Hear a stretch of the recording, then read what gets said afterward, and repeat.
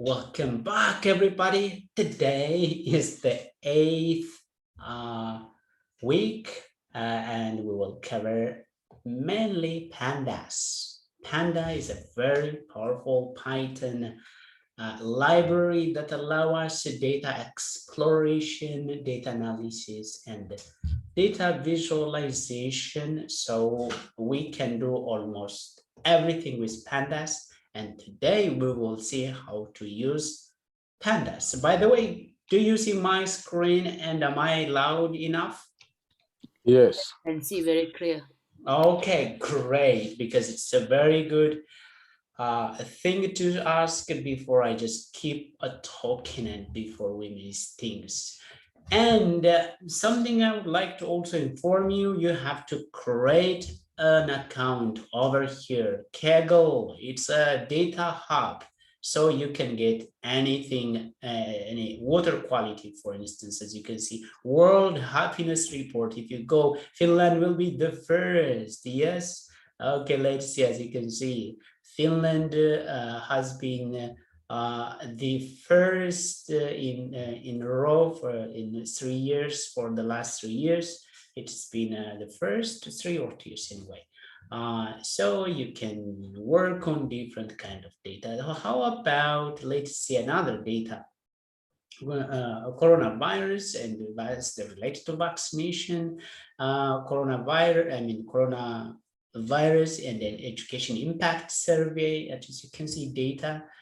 How do you download? For instance, here you can just go here, and to learn about the data, as you can see, there's some information about this data.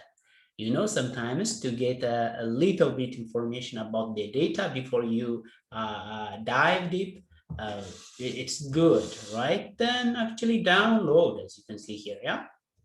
For instance, if I do download, yeah, I am getting it there.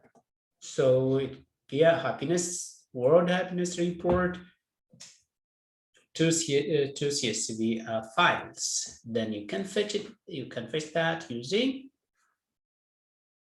Pandas. Okay, let's see other datas. Okay, data scientist job market in the United States. For instance, let's see how it looks like. Someone already has been working on that, and we may see a kind of, so as you can see, it's focusing on United States, but let's see the result or the code.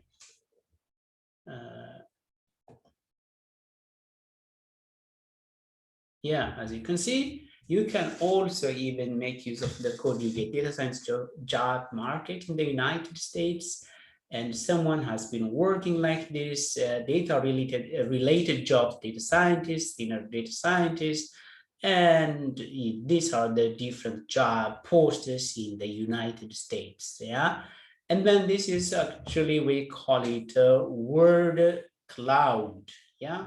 So in those job posts, job descriptions, if you do some text analysis, you may get something like this. And this another, so most of the companies that hire data scientists in America, as you can see, Amazon is the top, and then both Aerospace and Microsoft, and then comes Google, and it goes all the way down, but we don't really care. What we do now is actually exploring how Kaggle works. Yeah, so you will have a chance to get data and also to see other works, or also to participate. Yeah, that's yeah. This is also another person work. Yeah, it's a similar way, as you can see, similar. Yes, similar work over here. Yes, good. Now you know what this Kaggle all about. So for instance, if you are a company also, you can give your data set here, and you may ask people to work on that data set, and people will keep working on the data set. It sounds like somehow GitHub. So it's another kind of platform that allow people to work on data. Great. Today we will talk about pandas, and as you can see, the official documentation of panda looks like this. It has got quite a lot of information working with conda. That means actually when you have the anaconda. So when we have anaconda over here, I think I have to open it. Then you will have a chance to see. So we have to open the anaconda.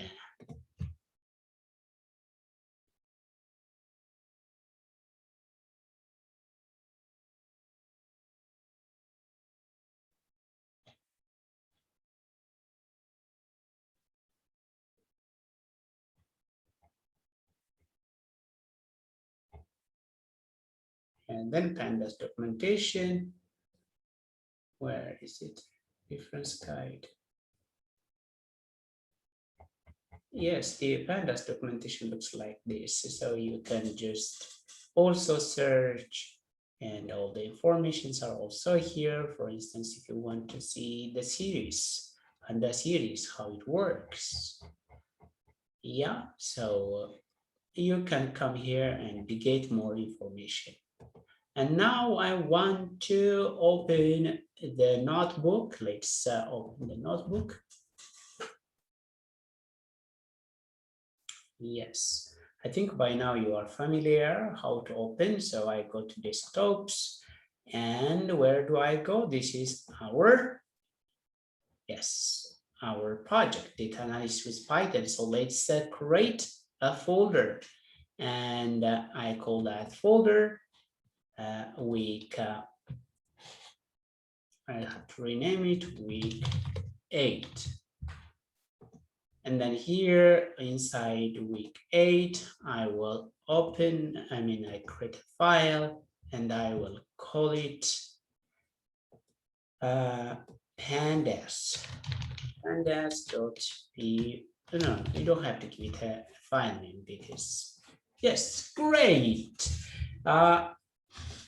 Already I made this, as you can see, so I will follow this step by step, because if I don't follow this, I can't really provide everything. So I will have in the other screen as a cheat sheet, and then I will work on this with you.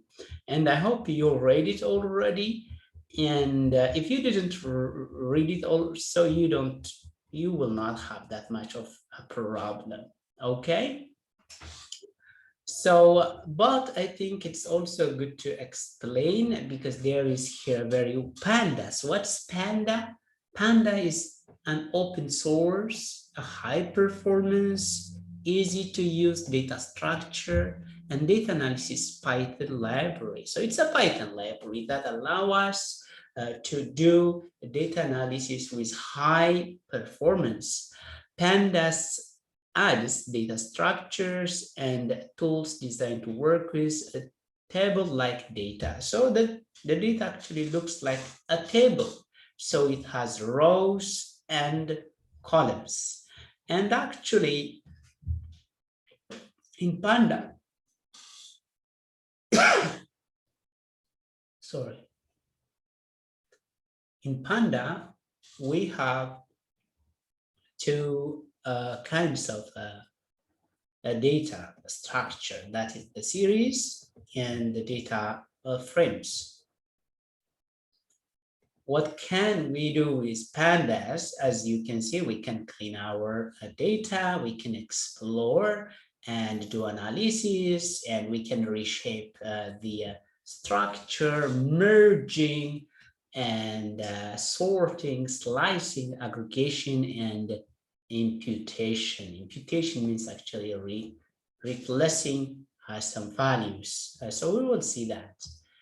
And that is what panda means. So almost we can do everything. Even it has visualization. The matplotlib already is inside here. So now let's start panda.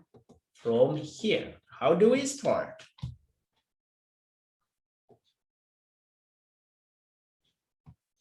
I will just take to the other. Tell me import numpy and np, because numpy is it's really important. Yeah. So are you okay with this line, guys? Yes. Yeah. Okay, great. Also, let's have, I mean, it's good to have some information. What is all about? Let's just this call pandas. And then let's change it to, okay, then I'm importing here the numpy and import matplot lib.pyplot as plot. What is the purpose of this? This. Create the graph. Yes. Visualization. Yes, visualization. Yes. Now we need import pandas as p.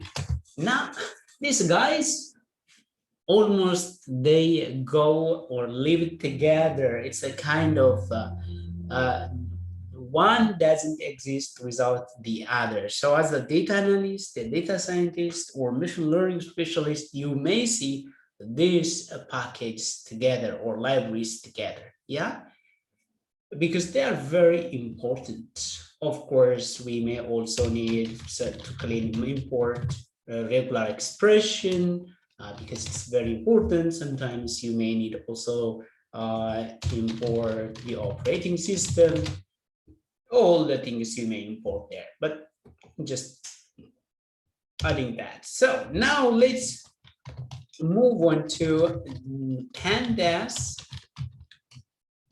series, because we explained that panda has this pandas provides as series and data frame. So guys, today if you don't understand what these two means, please ask me, because to understand pandas, you have to understand what this guys looks like as in a data structure. Now I'm just starting the series. So I have some note from the previous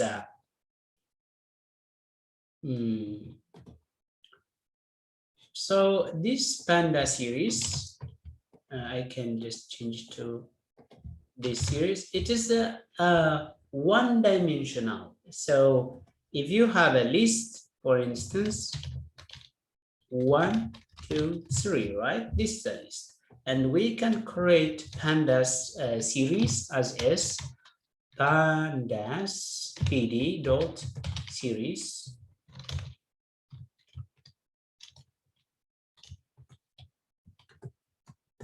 Yeah, and then you pass the list. Now we call this, yeah, it looks like an NumPy array. Actually, it looks like a NumPy array. Then if you print the this as it just, but actually the value is here and the index is here. It's a kind of a bit different, as you can see. So that means actually it has hidden index. So we can also pass a custom value. So for that, we can, for instance, again, do the same thing. Let's copy this value. Then we can customize the index. We can pass index A match to 1, B match to 2, and match to C. Now let's print also S again. Now, as you can see, the index is not anymore 0, 1, 2. If you don't pass the index argument here, by default, it starts from 0. However, if you pass a labeled index, we call this, or a custom index, so it's labeled. So A match to this. Yeah, actually we can access this. Can we access the value? So S, and then if you go A, as you can see, I'm accessing it. It's not like you can't access it by index now.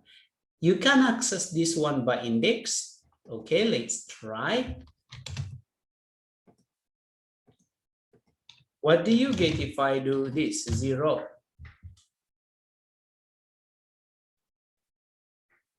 Error. We should get 1. 1. I should get 1 because the index, as you can see, this is the index. Okay, now S here, I am running this line and I'm here. How about SA? What do I get? 1. Also 1. Yes, it's also 1. So you should remember that if you have a labeled, you should use the label. But now she said that it's error. What do I get if I do this now? It's error now, actually. Yeah, but I think why I found this. Let me try to run. Oh, really? And do we manage to access? Okay.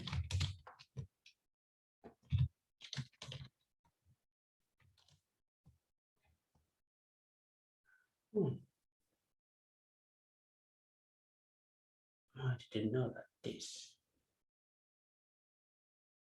Because we don't have the index anymore, but still we managed to also.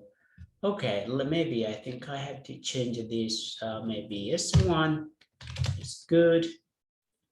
Sometimes to avoid leakage, we can do something like that. And then S2, S2.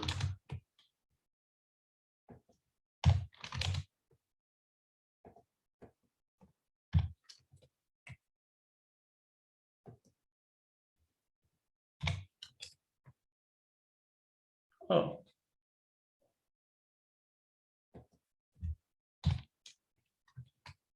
Yeah, I think we can also access by the index, even though we have a label, external label. That's what I noticed. But I was expecting something different. So that's great. I think maybe if you try that line 27, if you try S1, let's see what is going to be, either error or 1 again. S. Line 27 from that, yeah, let's put S1. S1. Yeah, let's see. Yeah, it should work.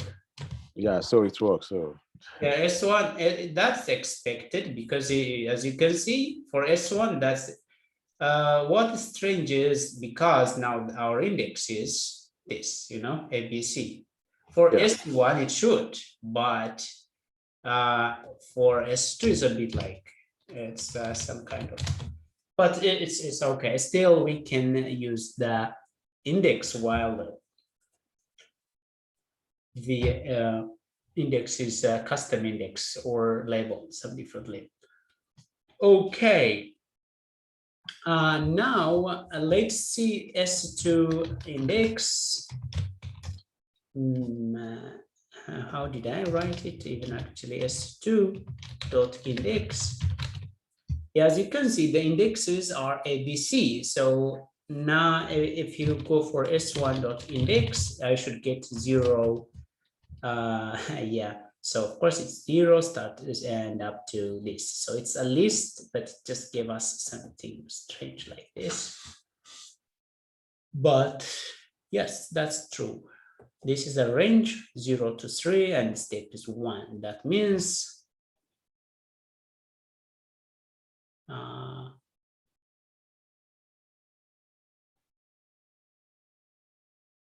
oh, why is this modified already?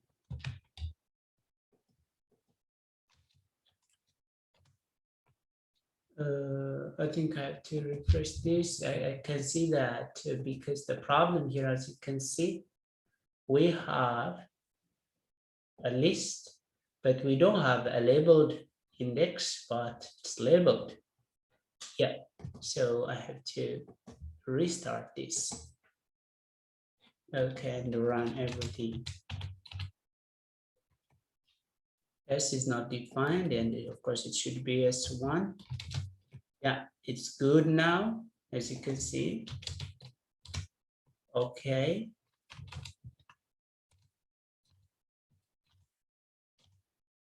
Yeah, great.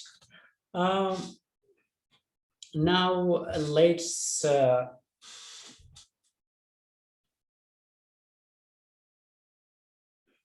also work in different data types. For instance, I have a fruit here, and I can call it fruits, fruit series, and then pd.series, and then fruits. Then if you check your data series or Panda series, yeah, so it looks like this. And maybe we can pass also index, and I want to label it maybe for orange I go O, maybe for banana I go for B, maybe for mango I go for M, just some kind of weird labeling just for you to simplify what index means. Yeah, so we have now a custom index. And we can also make it from a dictionary. So I created a dictionary, as you can see, very small dictionary. Name is my name, and the country Finland, and the city Helsinki. So then you may say the PD series, and then you just dict the dictionary. Then you just print yes. But in this case, if you pass a dictionary, the key will be an index and the value will be the value. Yeah. So if you go now, s.index, as you can see, the keys are the index. And of course, you can also get S, and then if you go, for instance, what's the name of this person? Or S for where's the city? Yeah, that is. But now you know how this works. This the Panda series. But the Panda series by itself doesn't make that much of a big thing, but with data frame. Yeah, because when we have data frames, we change them to different data Panda series. Okay, and sometimes we can also create constant values. We may say pd.series, and you may say just 10 and index 1, 2, 3. Actually, this will help you to create this value 10 times. I mean, 3 times, as you can see. Can you create this 100 times? Tell me, how can I create this 100 times? We can put from that index, so it's 0 to 99. Range? Yeah, it's 0, 100. Yeah. Right. But what of start point? Yeah, okay. But you tell me now, what does this mean?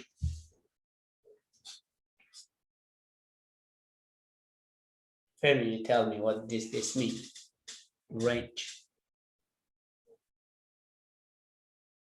Yeah, because that by range, default, by default, the starting is 0. Yeah. And the end is 101, but it doesn't include a 101, and the step is 1, right? Yeah. But you can also write like this. 0. Yeah, 101. But you don't have to. Yeah. You don't have to. You just Okay. But we have agreed that NumPy is more powerful. So instead of a plain Python, let's just change it to NumPy, a range, And this even much better. Yeah, great. Now let's move on to, sometimes this line space, do you remember last time? NP line dot line space. But excuse me, but now in that place, the number we acquire is more than 100 now. Of course, it's 0 to 100, but it's 101 number. Yeah, that's, you're right. Yeah, you're right. Yes, we have 101 values. Yeah, that's true. Well, you can just put it at 100, or you can start from at 1. That's okay. Thanks, Femi. Okay, now do you remember this? And the p dot line space. Okay, I think Sami asked me this, the methods. Have you seen now NP dot? Now I don't know, maybe how to write some methods, you know. Then what you should do is actually you press tab. After you put the dot, you press the tab. And then you look for instance, array, it could be, or it could be a range. So you can use the tab, dot tab. For instance, now I'm looking for line space, this one, and I want to start from 5, and I want it to between 5 and 20, and I want to generate 10 numbers. You see? By the way, some people do not understand this. Okay, let me show you. 0 to 10. 0 to 10. How many integers do we have from 0 to 10?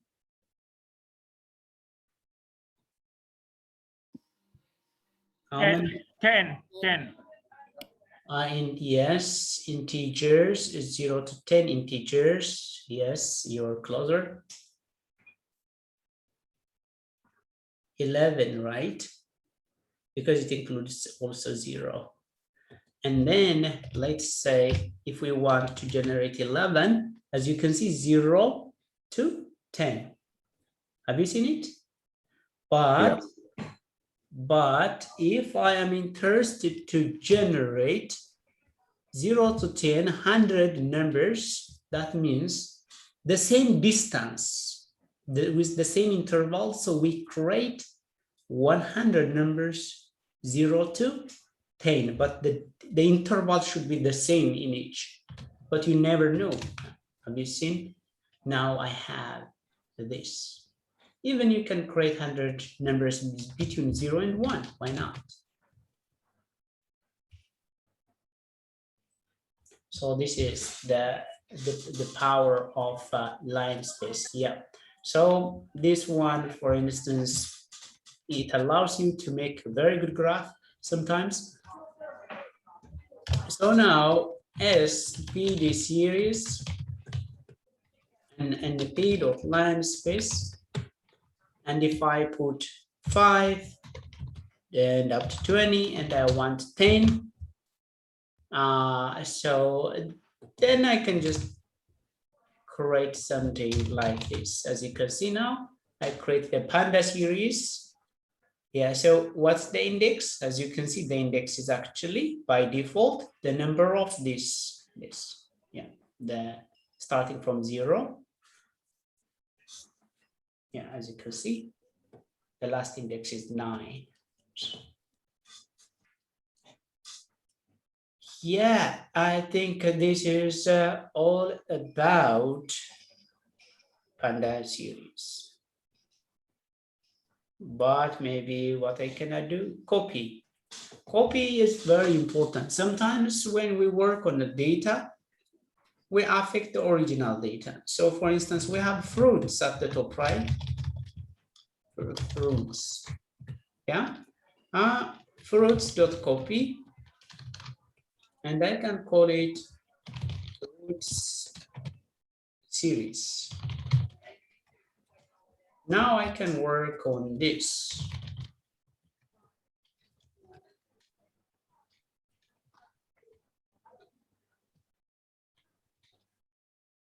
Yeah, fruits. Then I can work on this one, so the original will not be affected. So you should know how to copy, not to affect the original. So you may keep mutating the original sometimes. You don't know how. Now I would like to move on to data frames. That's I think the most powerful part of data frames in Pandas.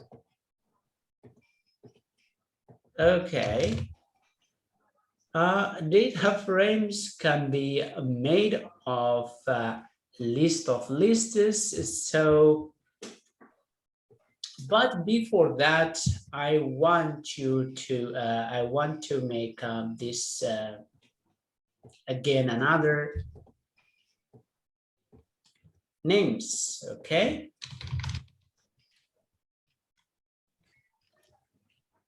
Are this list of names?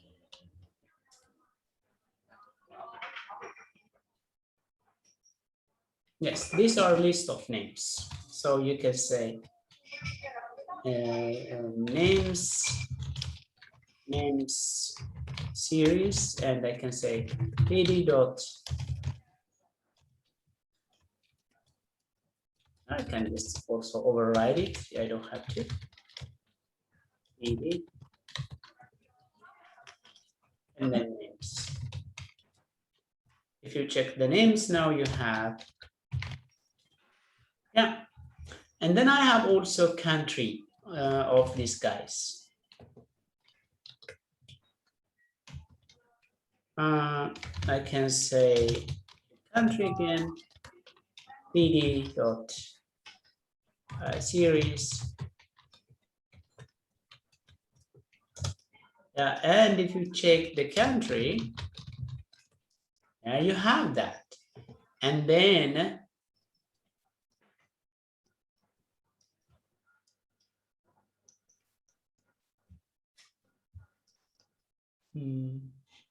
actually, yeah, no, this is not actually, I made a mistake. So this should be David, and this should be John, and it will be names, and this will be Finland, and UK and Sweden. These are countries. And then cities, or you may say Helsinki and London and Stockholm. And then as you can see, cities, I can just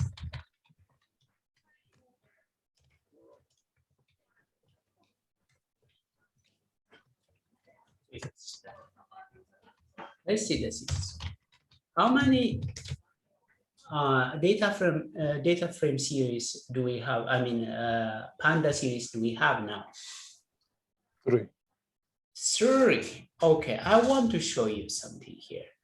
Now, if I want to show you this, because there's a very good example. Have you seen this is actually a series, and this is actually another series, this name, and this is. So how about if we connect them? I can take this 2 here, and I can take, so it looks like this. If we change these 3 columns to this, we are changing actually the series to data frame. So that's the difference between series and data frame. Guys, look at this picture. So we may say that Pandas series is just a column, okay? It's just a column. So it has one unit of data, one kind of, like, for instance, it can have name or age or qualification or whatsoever. Name, country, city. It doesn't take more than that. But actually, data frame is actually a collection of the series. Did you get it now? Yeah. Because the reason why I'm just spending time over here, it's very important. You just connect this together like a Lego. And then after that, even you have these 3 columns. After you make the 3 columns, you can keep adding. I tell you, the example I put here is very good and it grows by itself. And even after this lesson, just follow it, do it a couple of times, and it will be second nature. Now let's do it together. Okay, so then this is actually, I'm not sure,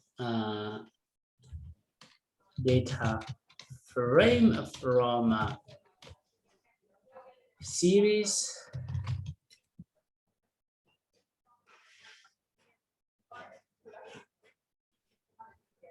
No, series to data frame.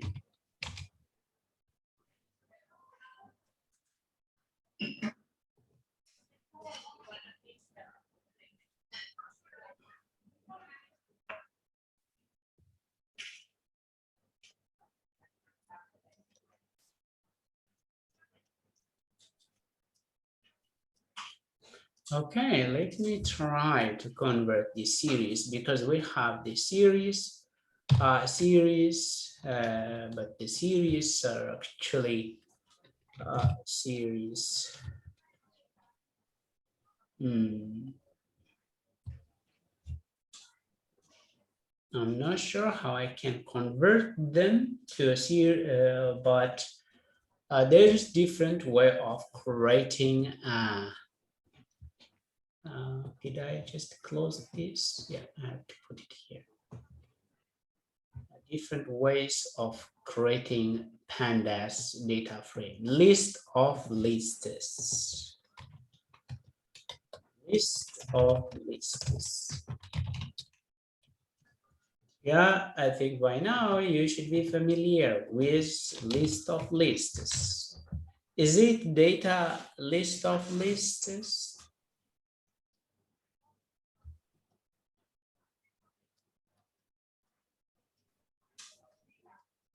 Yes. If you see in this, like if you also just look at this is list of lists, there's one list and then one external list and 3 inner list, 1, 2, 3. So the data frame is actually works like this. It makes this as a column, column, column, row, row. So, hey, data frame abbreviation, we write it most of like this, DF and PD, data frame as in capital, and then you just drop the data like this. Yeah, now you create a data frame. Let's see. I love data frame. Something like that, but yes, but as you can see, the problem of this, what's the problem? What problem have you noticed here? It's not identified the name, city, country, and city. Yeah, so it's the header is not good, right? The header is just indexed from 0. So now what you should notice that if you don't pass a column, so the column will start from 0. So we can say actually columns, and we can say, we can give it, because columns should be a list, and then I can say name, and then country, and then city. And let's see now, what do you think now?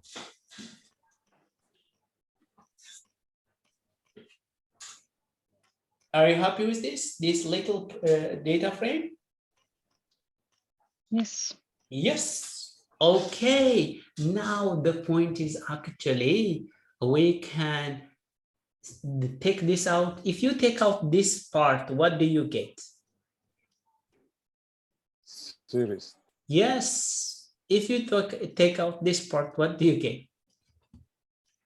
A series also. Yes, series. That's the point I was trying to nailed it. Yes, now everybody actually got this, the point. So if you want to get the series, so DF, and then you just say name. Yeah, you got it. Does it look like a series? Yes. Yeah, yeah, as you can see, yeah.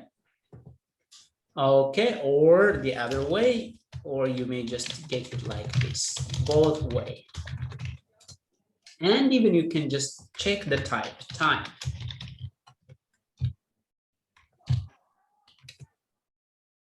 Series, Panda core series.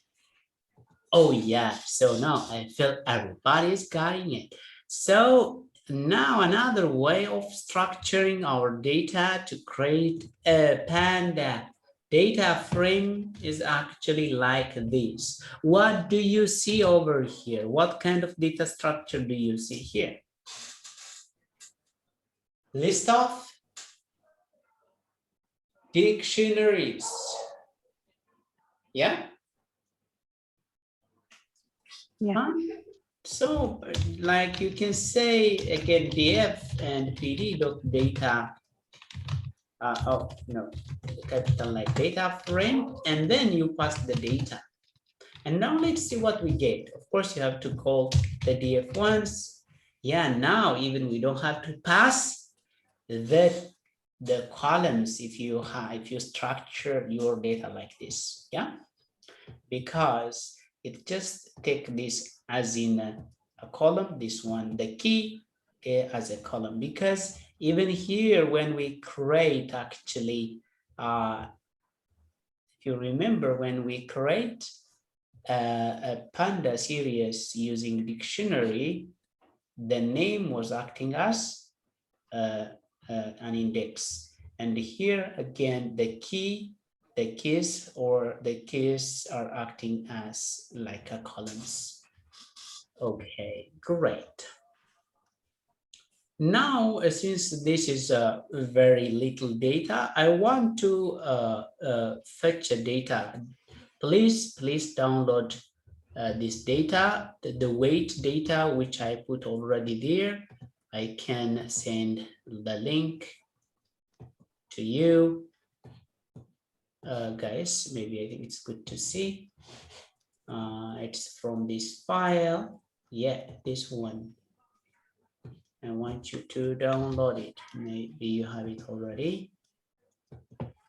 Yes, I have sent to you. I will give you some time. I think it will be also a good time to have the break, and the heat is really hot. So I really pause it. Welcome back, everybody. I hope you downloaded these files. Now we will work on this file, this part.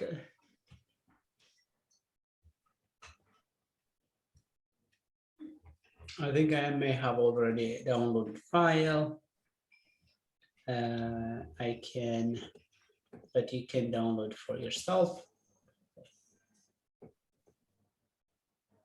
I want to take some of the files I have here and I'll take them to this folder. And maybe I can just leave them, but somewhere, or I can just create here a folder.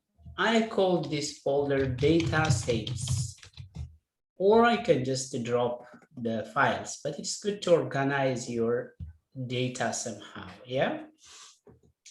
And now let's go to the pandas. I think this is the, where is it?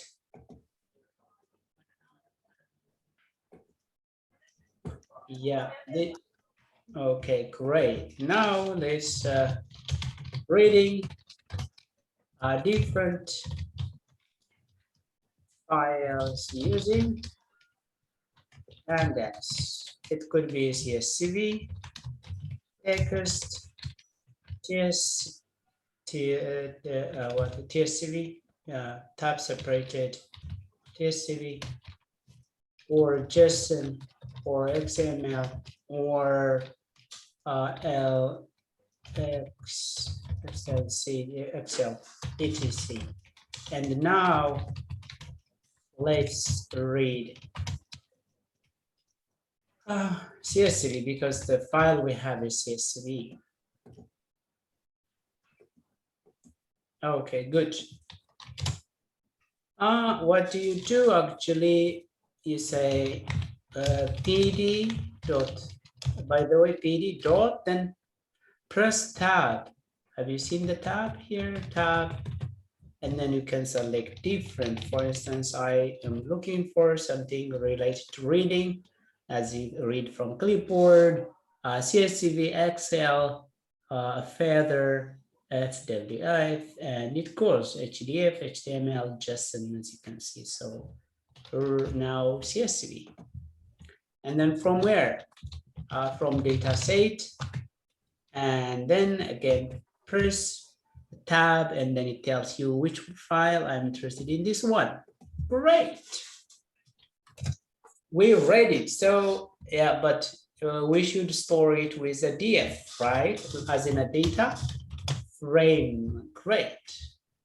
Then the first step when it comes to data science, machine learning, data analysis is actually the data cleaning stage. But our data is so clean, so there's nothing to clean. But remember, the pre-processing, the cleaning, and the data exploration, these are the first stage of the data analysis workflow. So let's see. Diff and hey, so it gives us actually the first 5 rows, as you can see, but we can also just change the number by passing argument 10.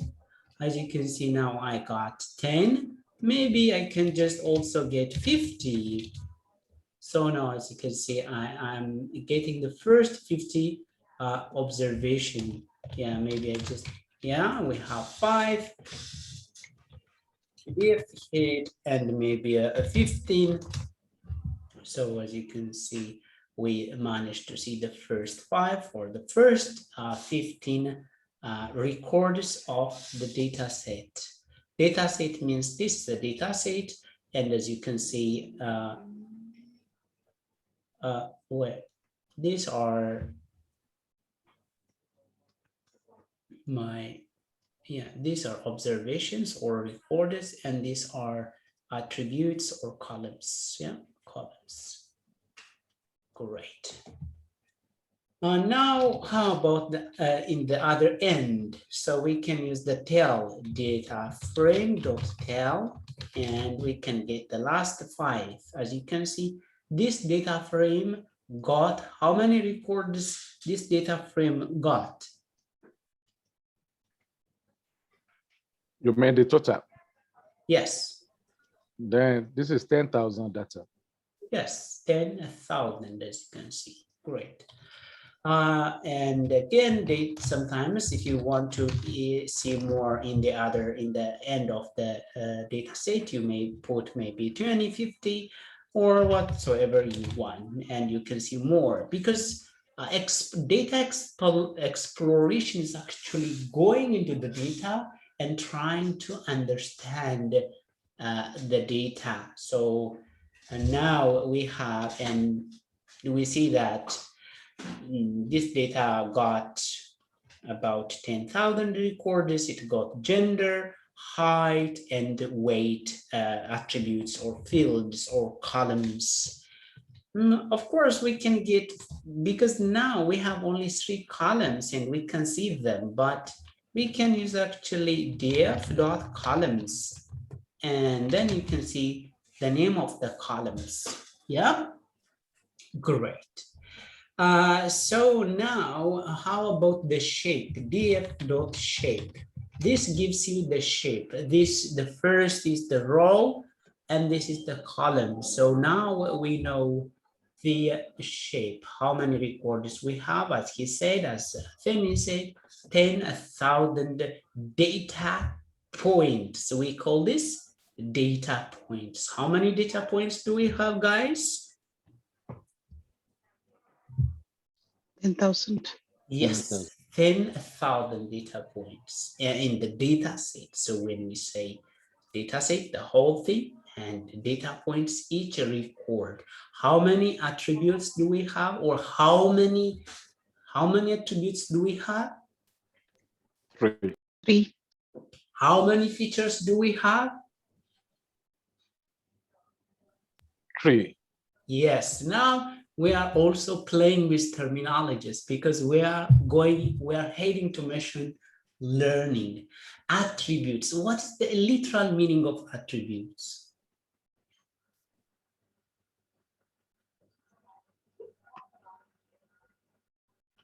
Sorry, can you repeat? What is the literal meaning, the English meaning of attribute? I mean, when you can assign something with another something. Yes, attribute is actually something that give extra information about a certain thing. For instance, some attributes of a car.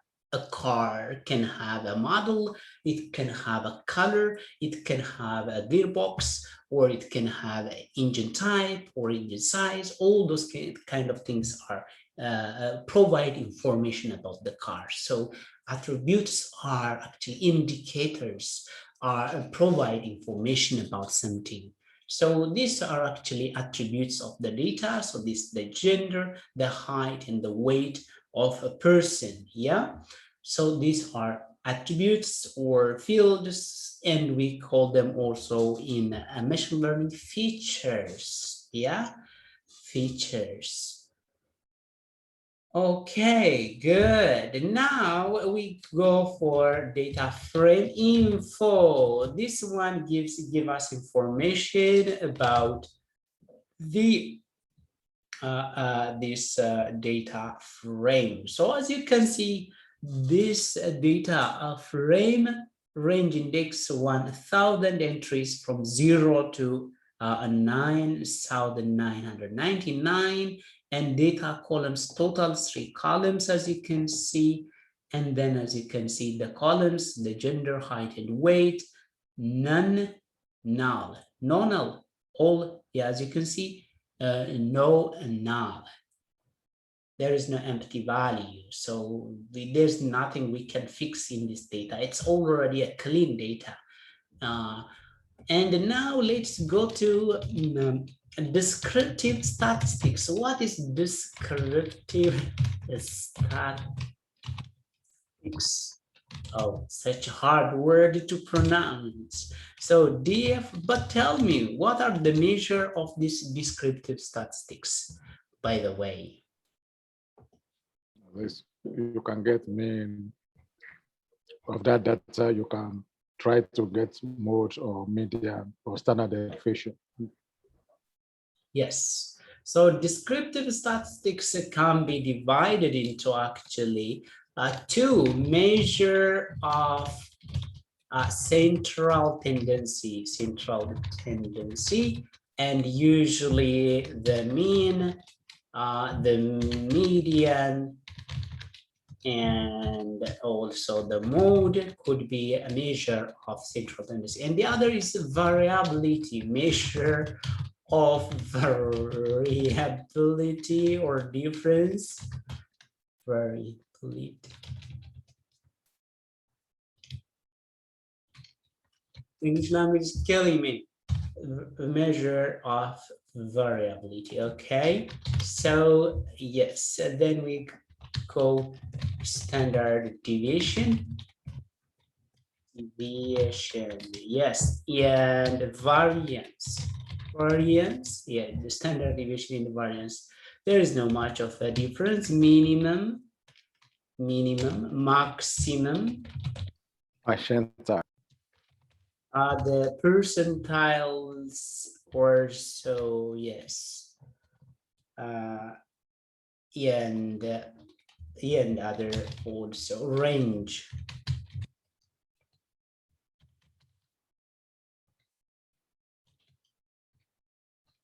What is the percentile in the variability difference? I'm not sure in which category we can put that. I'm afraid to categorize that, but still, it's a measure of its descriptive statistics. Okay, let's. Okay. What did you say? To remind you, I just want to remind you to mark it down. I didn't hear you properly. You have done what I want to say. Okay. Just Good. to mark down that place so that the error will Okay. get out Great. of that place. Okay, great. Thanks. Now we have this, then data frame dot describes. Have you seen, guys? This data frame is so human. As you can see, just data frame and describe. That means you are asking the data frame to provide you the descriptive statistics, and you just run this. What am I writing it in the markdown for? Nice. Okay, this describe. Yeah, as you can see, you got some information. So whenever you just pass, actually, now our data, our feature, as you can see, you have gender, height, and weight. All are actually gender is the value of gender is not numeric, right? Is it numerical value? No, it is just a string value. So instead, the height, it just gave you the descriptive statistics of the height and the weight. Yeah. So count total number of recorders, as you can see, 10,000. The mean of the height, 66, and the mean of the weight, 161. Standard deviation, yeah, it has a very small standard deviation when it comes to height, but when it comes to weight, there's a big standard deviation, mean and max. Yes. And it also gives us the percentile. Yeah, of course, it gives you the percentile, the 25th percentile, the 50th percentile, and the 75th percentile. And even this takes values. So for instance, you can say include and all. As you can see now, it gave us just more data, all, everything. Now, top female, as you can see, most frequent is the female than the male in that. And the frequency is actually, but why here? Yeah, but top mean include all means gender is also now has been included in the calculation. So sometimes you don't really need the include attribute or argument here because the descriptive statistics already knows the most important part. And percentile, actually, percentile usually focus on this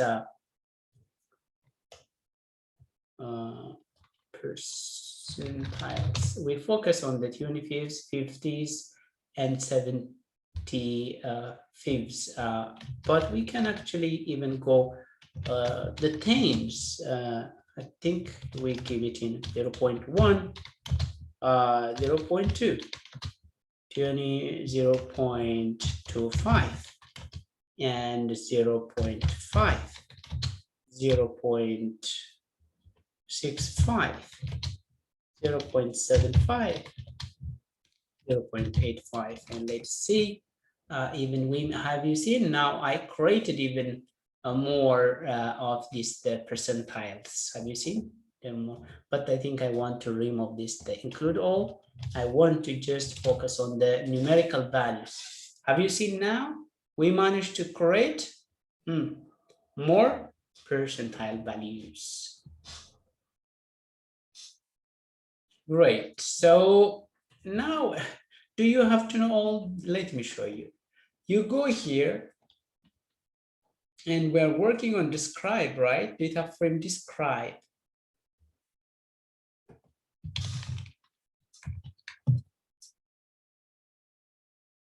Yes. So have you seen here? It's text percentiles. By default, it's none, include none, exclude none. Date time is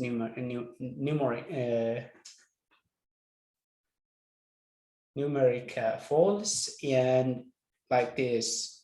But this can be also used. So you have to read the documentation, and usually this documentation has code, example codes. Yeah.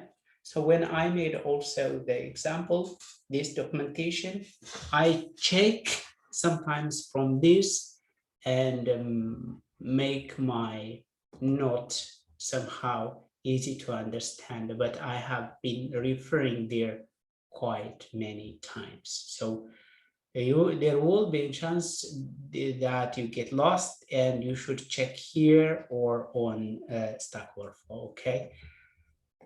Yeah. So because this also takes different parameters, but now let's move on. Yeah. So maybe I think for you it will be nice. I have to just put some examples.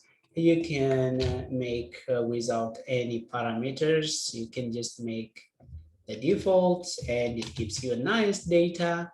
And even you can make use of include all without any percentile. And you can see, because I'm just leaving some note for you for later. Okay, don't do that.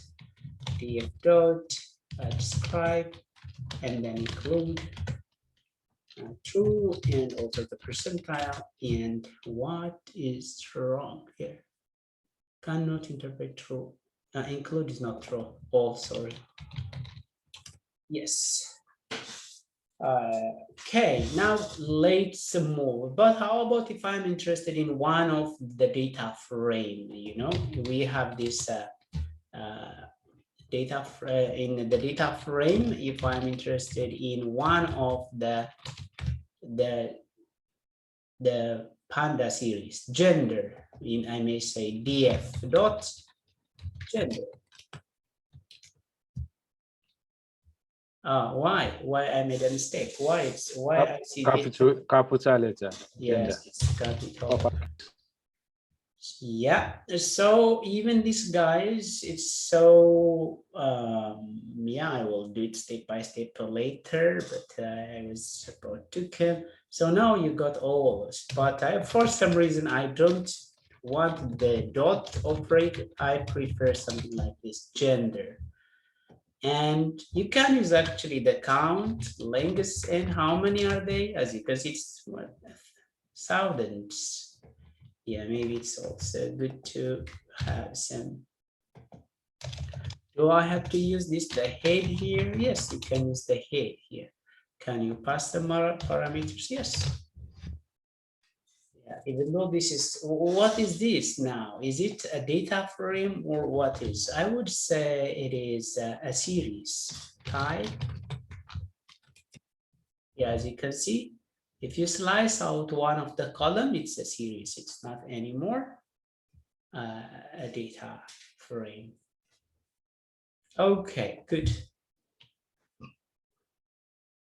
Now let's just forget about this. Okay, we learn how to read and we read this. Where is it?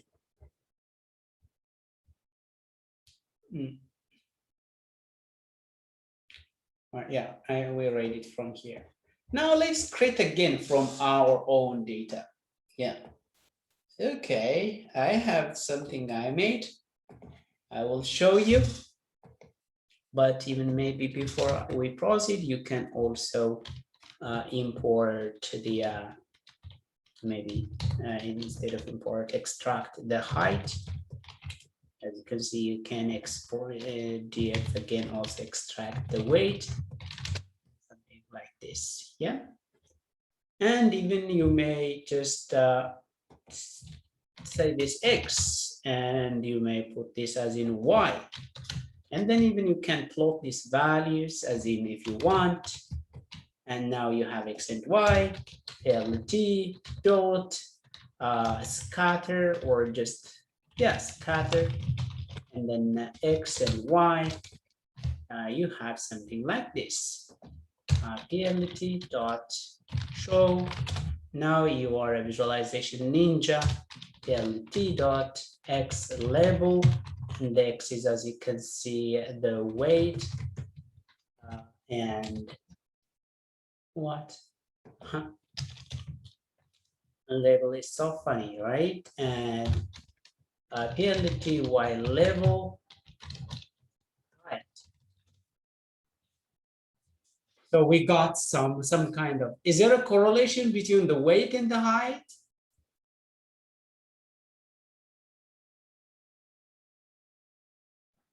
Yes, yes, of course. Yes, there is a big correlation, a very positive correlation. So you can say df dot correlation. Let's see, by the way, have you seen the df correlation? Let's see, height and weight. Have you seen the correlation? 0.9. So there is a very high and a positive correlation, as you can see. Yeah. So this, the data frame got this, the correlation coefficient, so you can make use. Correlation is a relationship between two variables. Yeah. Yeah, so the person's weight might be correlate with his height. Taller people may weigh heavier than shorter people. Yes, so there is a high correlation. Okay, now I want to work on our own data. Okay, now again, let's work on our own data because I create this.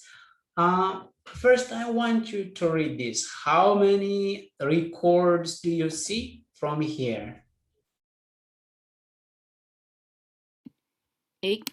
8, because this is going to be a row and this is going to be a column. So she said 8, and she's right. So I can say create, so pd data frame, and then I just throw that data, and now df, our df looks like this. Yeah. So Sabine from Finland, David from UK, John from Sweden, and from Finland, and Pavel from Poland, and something like this. Okay, great. Now, Excuse me. yeah. Why do we need to pass floats before we can read the non-available data? Plot? Yeah. Oh, yes, that's a very good question, because this is a very contrived example. I want to also create a null. Have you seen null data here? For a purpose, I want, for instance, if you see this row, all the entries do have value, right? Value, all, but this doesn't have. I have a reason to make it like this. Just because I tried also with just empty value like this. It didn't work. As you can see, it's just like this. So the reason why I just put float not, that means actually it's null. That means I don't want any value. Even I tried with none, and I don't want a non-value. but we may try with up to the end even none. And but the float, this means actually not value. Okay, just take this not value or empty value. Is it okay? This represents no data. Is it clear now? Understood. Okay, yeah, but that represents just not data. Okay, this is a contrived data. As you can see, I have my static data as list of dictionaries, and now we have the data frames. If you have the data frame, you can do whatever you want. By the way, for instance, let's try. Is it possible df and maybe then name? And then if I say df name upper,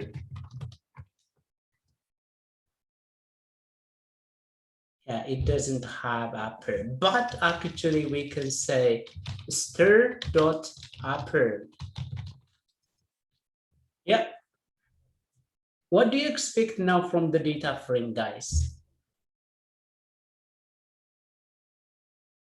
All the name will convert to uppercase. Yes, yes.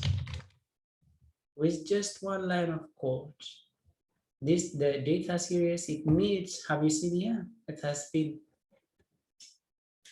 just, you don't have to go nuts, do all the loops and writing different functions. That's why these pandas and NumPy are so powerful. With just a line of code, you do quite a lot of things. Yeah. No, we do the same. Yeah. We can keep it like that. Now, but how about if I'm interested to add weights for these people? Now, as you can see, we have 7 people, so I have to create a list of weights. For the last person, I don't want to have a value, so I'm putting something like this. So what I should do, pand df, and then you may say weight. Then you can just give the weights. Now df. Now we have weights. Great. How about height?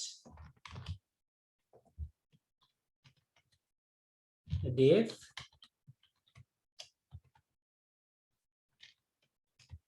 Maybe I think I can make it capital, this one. Now I will show you something wrong. Have you seen now? Two of them, but I want, so when something happens like this, start it from here. So you have to run from starting from there, okay? And then now you will have, okay, yeah. Height, and then I want it to be, first I have to declare the height, or I have to put the height here. Excuse me for just one question. Yes. Is there any possibility to do something if we add something like this and then instead of going back to refresh the number, is there any possibility to do so? Now maybe you have to do the restart the kernels, yeah, because there is no possibilities, because it's a data mutation. If you know data mutation, because the reason why I ask this is that if we have maybe in the row we start the series of data like that, and maybe it's about 50 or 100 lines, so do we need to go back and start to click one by one until we get to the last stuff? So that's why I asked that question. Oh, okay, let me just show you here. Restart the kernel is one of the things you do, because the restart the kernel just run all the codes. Yeah. That's the problem of this, the data. Once you work on here, but it affects even at the top, some part of the code is already infected. So you have to run. So yeah, this usually it gives me like kind of a pain for me also. At least I don't have that much of a very shortcut. So I have to do like that. Now, if you see the height, oh, great. As you can see, our data frame is increasing, but did you understand what we are doing? Yeah.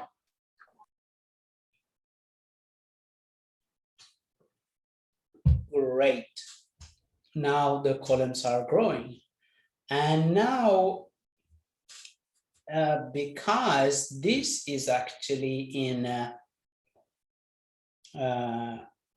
the height is actually in centimeter. So how about if we want to change it to in meter?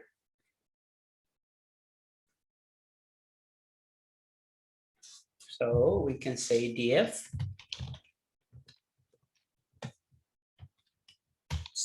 You might be surprised. It's like the way you've been multiplying the numpys. So you can just multiply it by 0.01 and all will be multiplied. Oh, I think there's space here. Yeah, maybe there's space. Now, if you check, yes, now this value is actually in meter. Metric. Meter. Yes, metric unit. Yeah. Now, because we are interested to just, make generate more data based on the data we have. There is the so-called BMI. Do you know BMI? BMI, it's basal metabolic index or whatever. So the basal metabolic index is actually weight divided by height times height. Yeah, you don't have to know this formula, but I just told you now. So this is what it means. You will have the height, and then you have to multiply the heights and divide the weight. Is it okay? For instance, let me tell you my basal metabolic index or whatsoever. Like, for instance, I am about 75 kilogram, and then I am about 173. So I have to say 173 times 1.73. And then this should be usually about 20, 25, up to 30, something like that. So I can just put BMI, and let's get this value, print BMI. As you can see, my BMI index is 25. So we want to calculate BMI for all of these guys. Yeah, let's do that. So we have got the formula over here. So first, what we should get, actually writing a formula maybe is better. Calc diff calc BMI, and we have to get weight, the weights. Yeah, the weights, if you remember this, how we get the weights, right? Weights. And the heights, all the heights, that is the heights. Df and heights.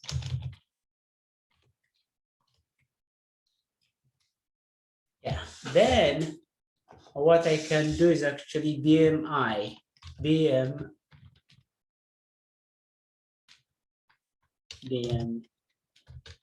as in just. Then what I can do for weight, height in zip. Did you know zip? I want to just zip the weights and the height together, because it allows me to loop two lists at the same time. Then this, the BMI of the weight divided by height times height. And then I have to append to BMI dot append B. And then finally I have to return the BMI. Yeah. Then actually to get the BMI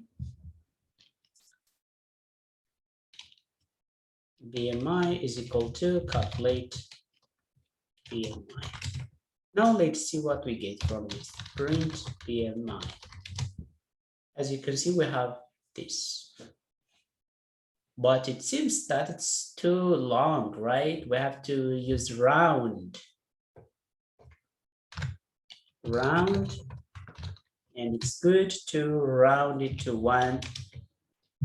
It says that does not define a round method. Type list. Oh, yeah. Maybe we need to use parental too. Yes, because it was a list. Yeah.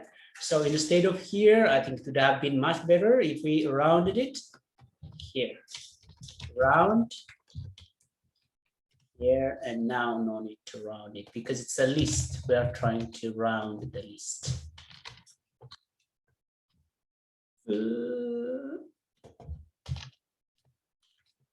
Yes. Great. Now again, what we should do, define this data frame. BMI basal metabolic index is equal to BMI. We're creating a new column. And then there. Yes. Great.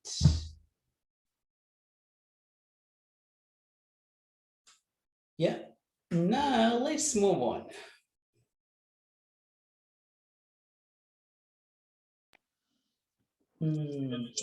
I have a question. Yes. Yeah.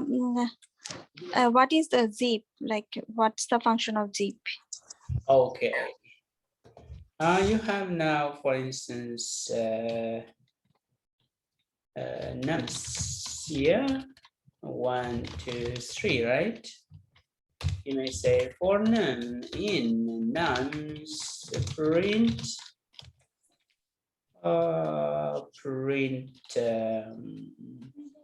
num, right? Is it clear for you? Yes. One. Maybe now you may want also, you may have some value. I would say new values here. I don't know what these values are, 20, 50, and 30. And if I have a plan to loop through these two guys and multiply this by this, this by this, this by this, what can I do is actually I can zip them. Zip nums and the other these values. Just I can just call them values. All the time values. And now the num is coming from this one, and the v is coming from the values. And let's see one by one, num and v. Have you seen? Yeah. Okay, now as you can see, we can multiply them if we want, like this. Or we can do whatever we want, v times actually n, I mean some. Yeah, that's what we did here. So we have the weights and the height. This is weight and this is height. Then weight divided by height square. And then we just round it and then append each value to the BMI array. And finally, we return it as in a list. So we got this. Is it clear now? Yeah, so it is like basically for doing any kind of calculation, we have to use zip. It would be a calculation, but when you want to loop more lists, it's not one list. Whenever you want to zip more than one list, for instance, it's not only two. You can have maybe another one somewhere, I don't know. Extra list, and I call this. Yeah, and now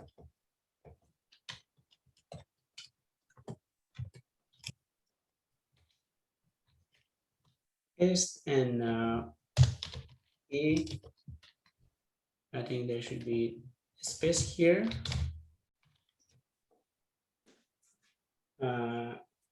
Now if I want to print the e value,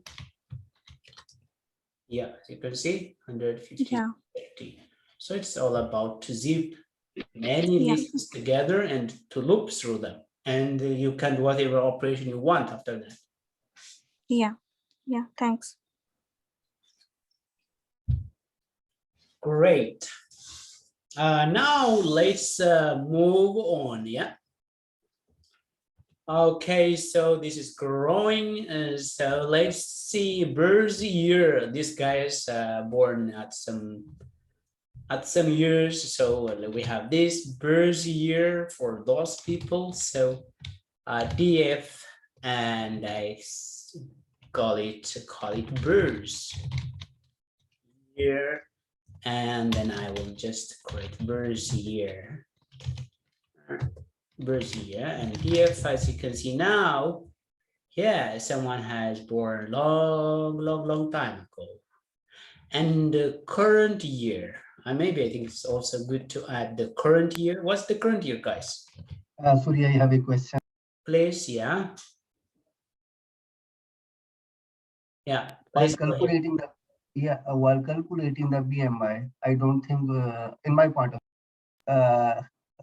do only with the data frame, like just simply multiply and divide, it will calculate the BMI. Okay, how? Like just remove this for loop and zip, multiply data frame. Okay, let's try. You mean this?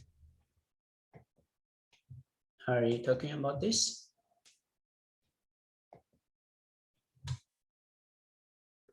Data frames. If okay, BMI, for the time being, we can just put it like this. And weights.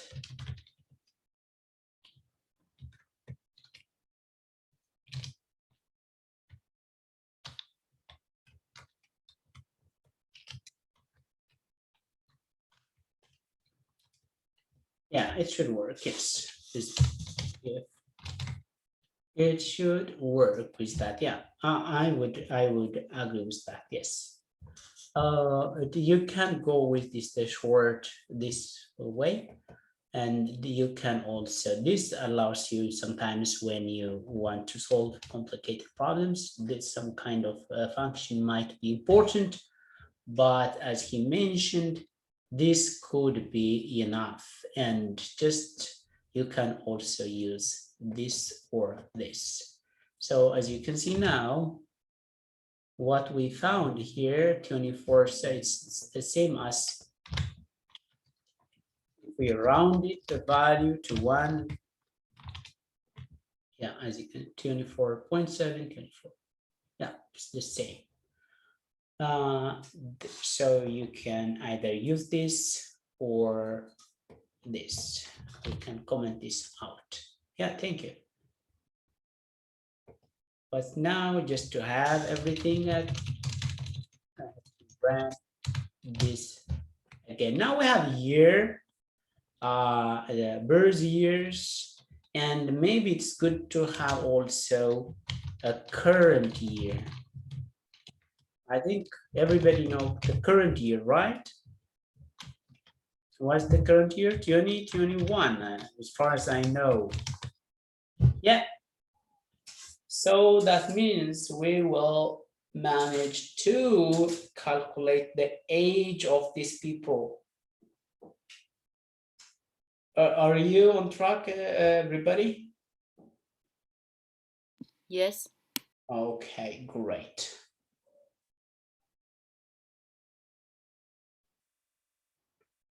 Yeah, so let's try if we manage to just, but as you can see, if we just subtract numbers, it's okay, but at some point we have this null value. How does that go? Let's try. Let's try age. Age, it could be birth year or current year, the current year,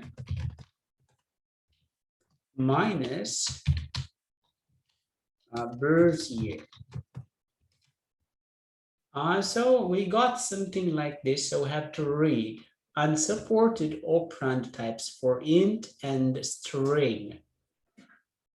Maybe because these values are not numbers. Have you seen here?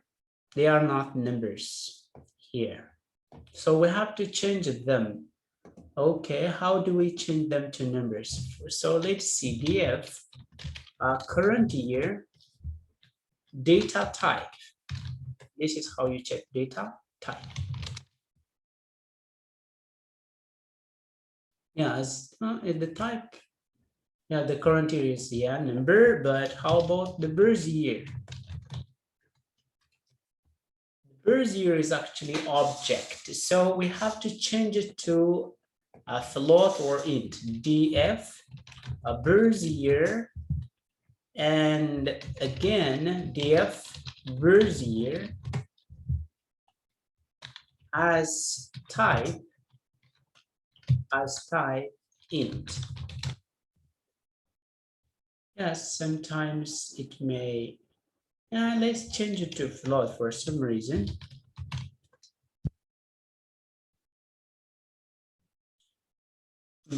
Serious object has not to be as type.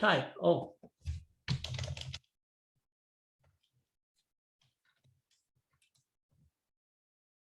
Yeah, now I think we managed to change it to float.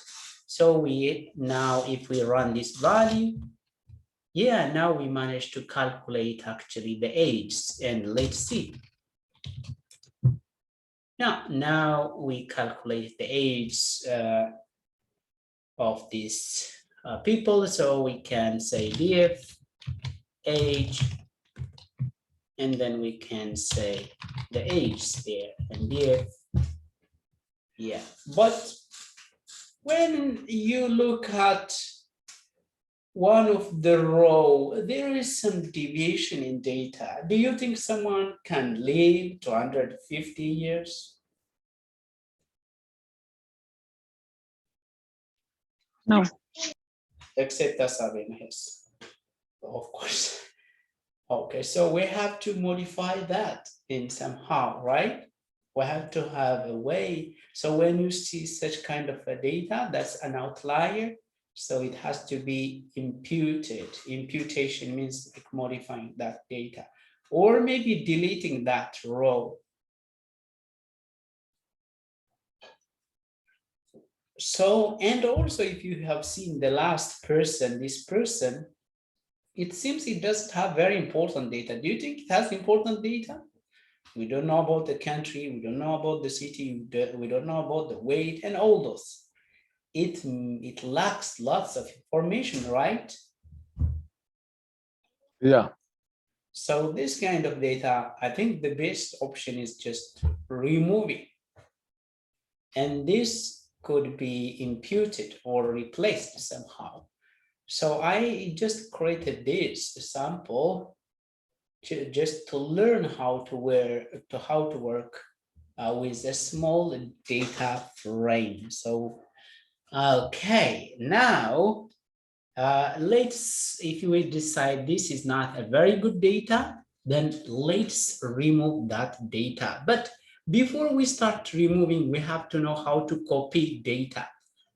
And then we will have df copy it, and then I will store it there. Yeah, so if I want the clean data, I will get it from here, right?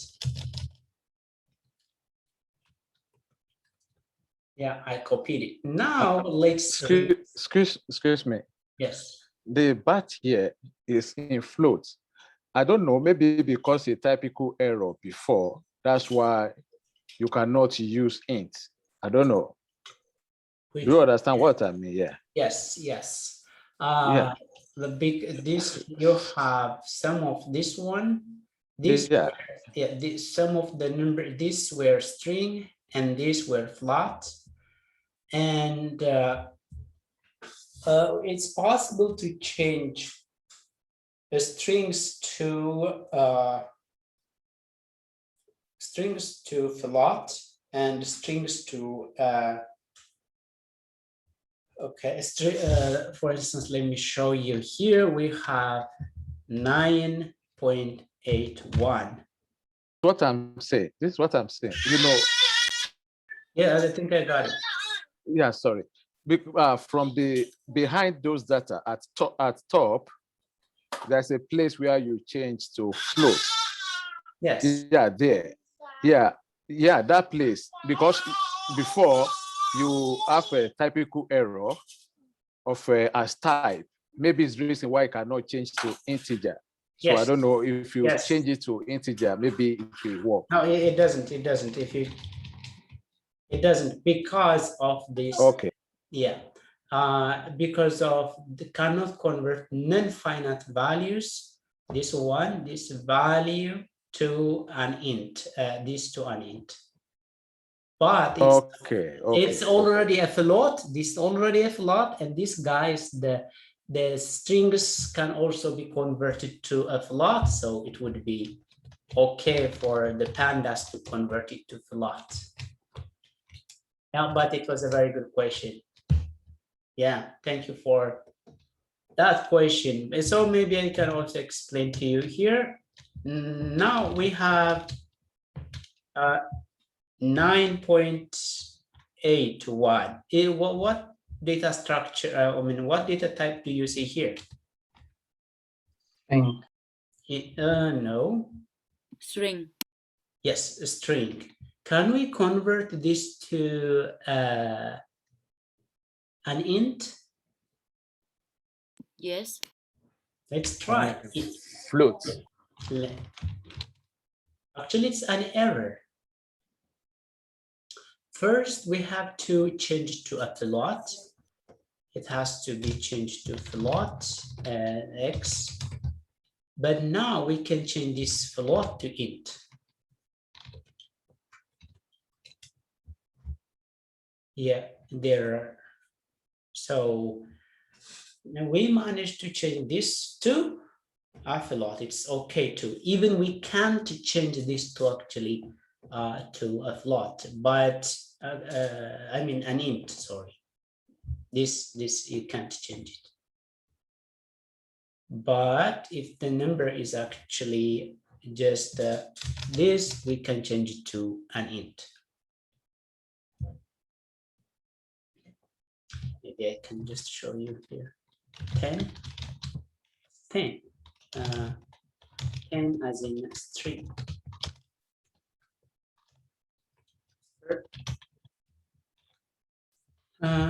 Yes, and 10 as in int.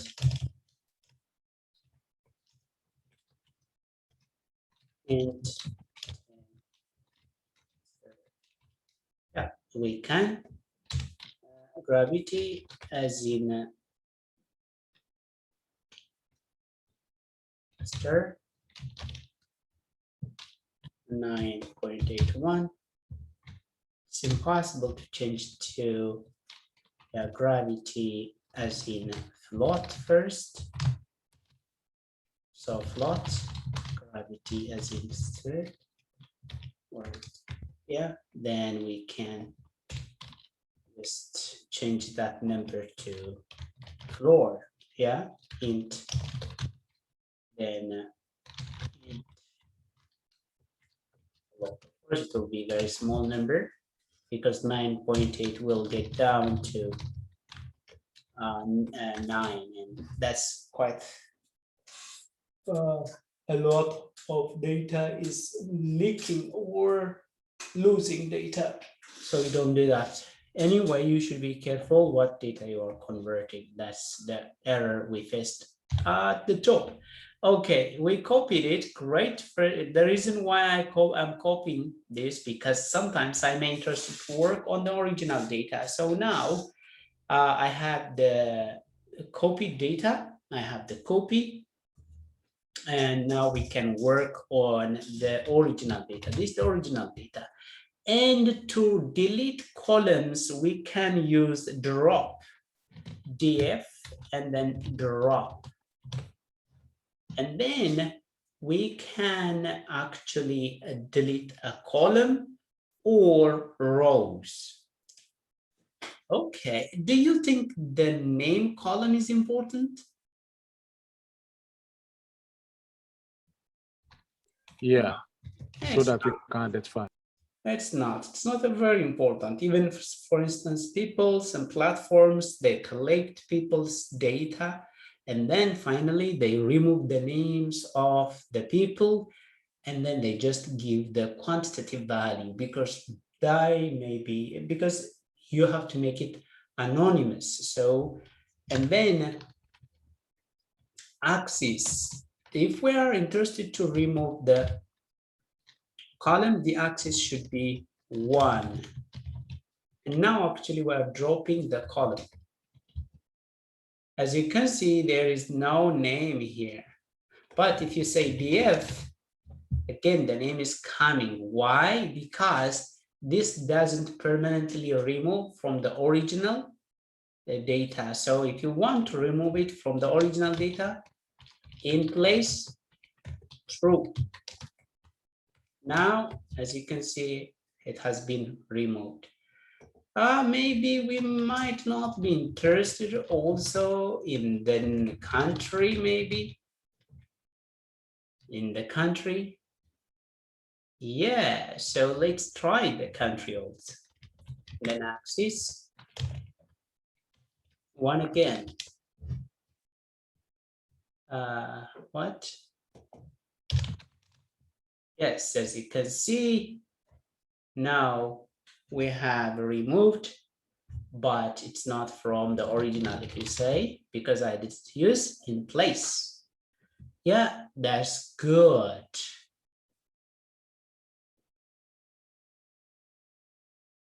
And you may even call it instead, you may say columns, like columns.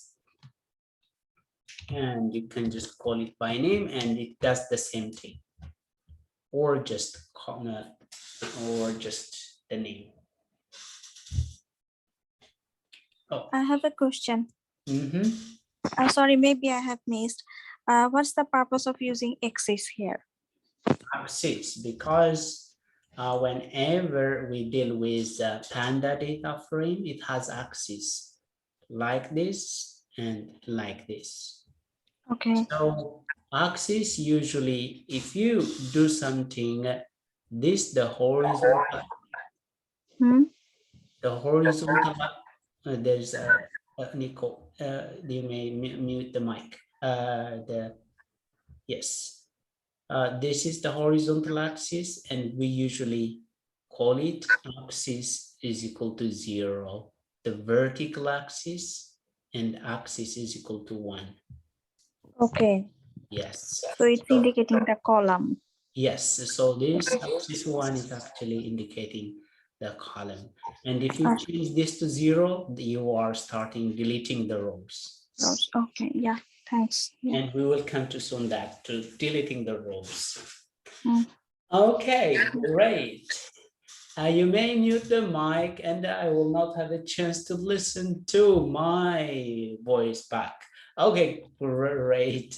And now let's also delete draw.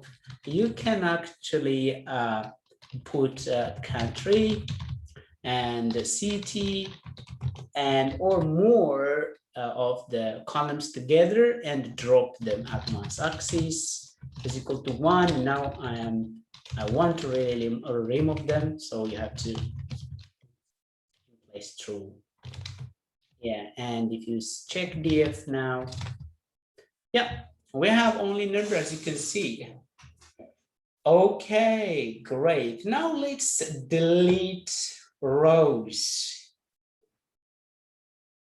From which row do you think I will start deleting? Last row. Yeah, because that's very annoying data. So df dot drop, and actually we just give it a position.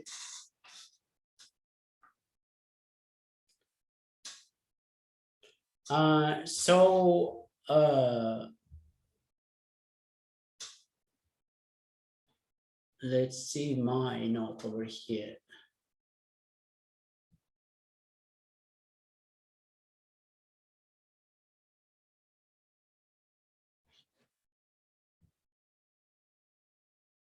So which row do we have? 0, 1, 2, 3, 4, 5, 6, 7. So it's actually the 7th row. And yeah.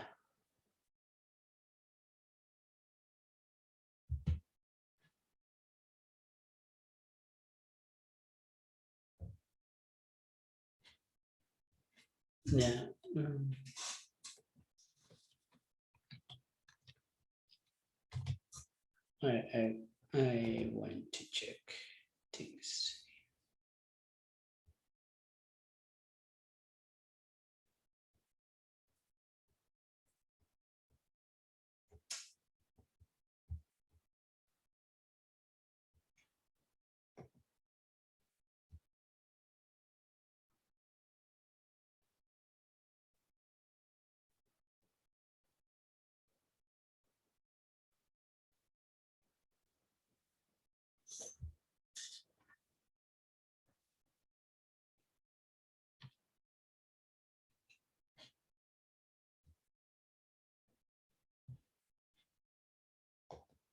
Let's try. And then in place. Yeah, as you can see, I managed to I gave the rows I want to remove. But how about if I am interested to remove instead? Because now I didn't remove in place. If I say div, I have to see it again. Let's like remove the first 1, 0, and this one, the third one, and see. Yeah, as you can see, 0 has been removed, 3 has been removed. Yeah, so it works. Because you just pass if you pass here in place, that means you are completely removing it. So now you learn how to remove. Yeah, so how about if we want to change this all? I have a question.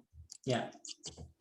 Yeah, like here, this is the small data frame. So like we can easily remove the rows by the position, but when it's a large data frame and if we want to remove some rows based on some condition, so how can we remove it? For example, if the weight is less than 60, then we would like to remove that rows. Then how can we do that? Yeah, we will come to that also. We will come to that. That is, we call it Boolean indexing, so conditioning. Well, I'm coming to that. Yeah. Okay. Yeah. Great. Okay, now you have learned this, but now also later we can also rename this value, guys. Rename, for instance, the columns. If you want to do the columns, rename the columns, you can, what do I have now? The DF. Now, as you can see, our DF is something not a good data because it has been modified. But do you remember at the first time before I start modifying my data, I had a copy, right? Yeah. So I want to bring that copy, df copied.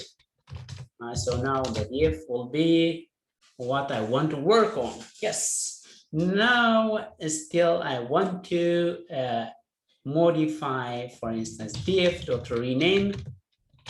You can rename the columns actually. To rename the columns, you have to have a kind of a dictionary that might, hey, I want the country to country, I want the city to city, I want the weight to be weight or something. But even before this, actually, you can also have a chance to do some other thing.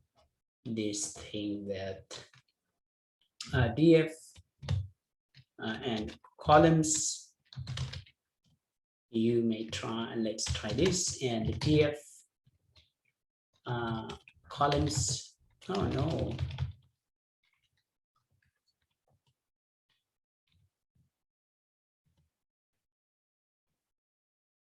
actually then even we don't have to do that, just columns.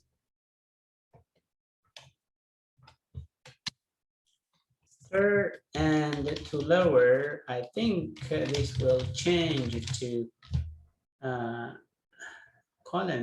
columns.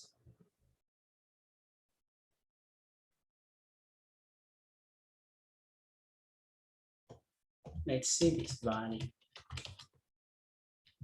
Yeah, we have this value.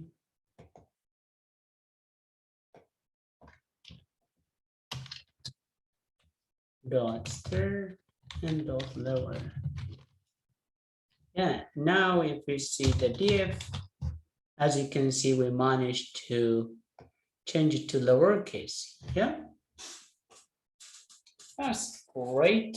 And actually now, even instead of this current year, birth year, something you may be interested to change it to like this.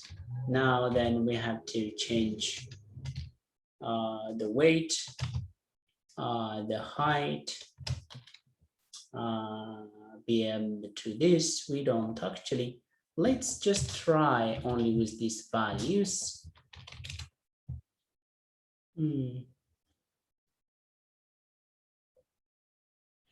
Yeah, but because now that has been changed and it was not found, so we have to change it to small.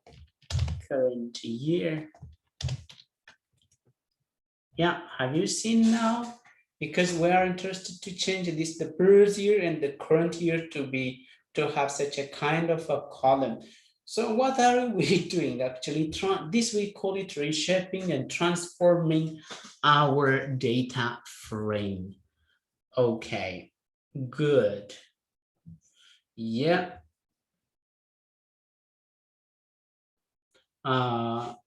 We've been checking the data type. If you remember, we just say data, and then we check the country, for instance. What kind of data type do you expect from this? I'm expecting string. Yeah, it's a string, but it sometimes has been also, it can be represented as in like an object. df and name, and then let's check again data type. Yeah, it's an object. So you may have this object type, float type, and int types. Okay. Now we should have a break of 5 minutes and we will get back. Is that okay, guys? Okay. Welcome back, guys. We've been checking the data type of the different data series, and we will keep going, and we have to finish it today, at least this Python or Jupyter notebook, because we have something to do tomorrow, I mean next week. Yeah, so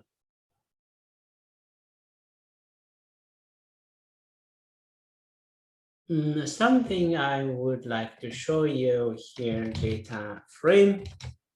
Sometimes you may be interested in just a couple of or one of the columns, for instance, the weight, you know. Then you get the weight. Maybe if you want to have more weight, so you have to have this kind of a list of the columns. You may say the height, and again, you may say the BMI. And then you have this columns, list of columns, and now we got something. And maybe also if you are interested in the age, then as you can see now, I just got weight, height, BMI, and age. Yeah. Maybe you can also want, maybe I could say, I can write here, if I'm interested in the person's name, and just only the country and or the city. I think it's already a lowercase, so it may not be recognized. So it's case sensitive, guys. Python is case sensitive. So yeah, we got something. So we can get different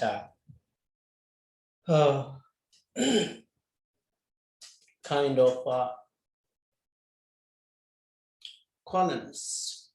Now, as you can see, BMI, if you know, like BMI's range, let me show you somewhere. Adult body mass index, if your BMI is less than 18.5, it falls within underweight. If your BMI is between 18.5 to 25, actually you're healthy. And if your BMI is 25 or 25 to this, and then it's overweight, and then if it's above 30, it's obese. Yeah, so I wrote a function that classifies if someone is underweight or healthy or overweight or obese. Then I wrote that we can make. But before that, let me show you Boolean indexing. This we call it Boolean indexing. Boolean indexing is actually, for instance, if you want to filter this BMI less than 20 and yeah, let me show you this. We can say df, and then you may say df again. Then BMI less than or equal to 25. As you can see now, if you see the BMI, we filtered out this. This gives you actually a Boolean value. For instance, if I just give this true, I will get all the value. Yeah, because that just give me one value. So so as you can see now, only we got to this 24, 23. And if you want also to filter out above 25, As you can see, 25.5, 36.1, this is our base. And yeah, now based on this value, we can actually classify these people. And we can also check people from Finland or people from Finland. I can say Finland, no, country. And it should be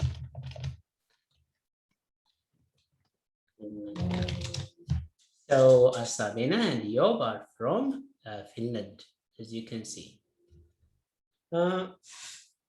And also maybe to check someone who is tall, DF and height. I think per person who is taller should be 1M. For instance, I 173. I'm not really tall, okay, but I'm okay. I would say someone who is 1.8.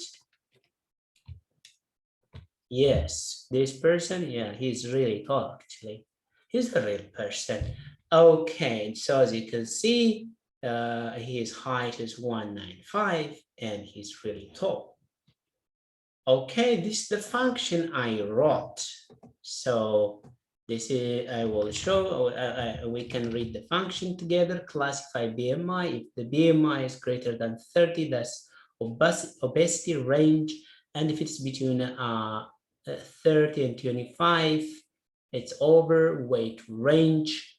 And if it's between 25 and the 18, and then this. So as you can see, this is actually classified. So I use this apply. I can show you. This apply method allow us to pass another function and allow us to modify the pandas use.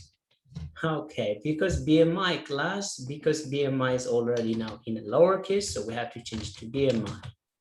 And now, if I just call the now BMI class, as you can see, this BMI 24 healthy range, 25 point overweight range, 23 healthy range, 36.1 is obesity, so overweight, health, underweight. So as you can see, we can use the apply method, and then we pass our function lambda x, give us each value, and then each value, that means each BMI, and then we pass that value to this function, the function we created at the top. Then it gave us this. Great. And now we learn accessing rows. Accessing row or rows, yeah. And we use this, the lock method. Yeah, it's so powerful. Lock allow us to, actually lock is in location. So if you say df and then if you say lock 0, you just get the first row. So easy. Have you seen the first row? But the weights, like maybe if you just put it in another way, you may get it in horizontal. Yeah, have you seen it? The first row. And if you change this to maybe 1, the second row, the third row, it goes like that. Okay, maybe I think I have to show you the first row. 0, sorry. First row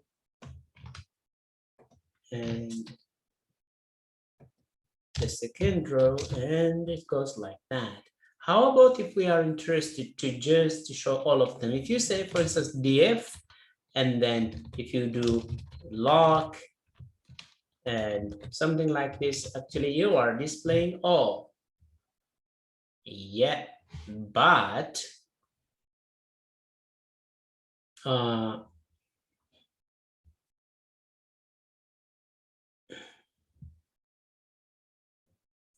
Yes, but you can also slice them using this. For instance, if you want to slice df, but before slicing also we can say df and .iloc and no loc, sorry. And if you say 0 at the first row, maybe the third row and the 7th row, and this should be in another, yeah, as you can see, 0, 3. We can, if you pass list of the rows, if you know, and if you know the name, if it's a labeled, if you give them that labeled index also, that's also possible to get them out. Yeah. But how about slicing? You have this df, but for instance, if I want to slice Eyob and Pavel, yeah, I may say, where is 0, 1, 2, 3, yeah? So 3, and then 4, 5, up to 5, then I think I will slice out Eyob and Pavel. Yeah, but this is, as you can see, I didn't even use the loc even without, that's also possible to slice out. So the difference between the loc and just the data frame, the data frame is actually, it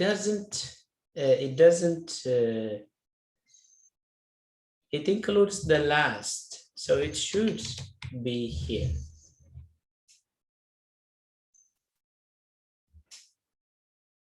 Yeah, I can see some messages. Okay, good. So how many people do we have so far? Yeah, 6 people. Oh, good enough. Good enough.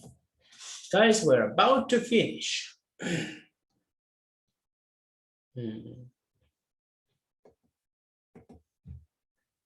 Yep.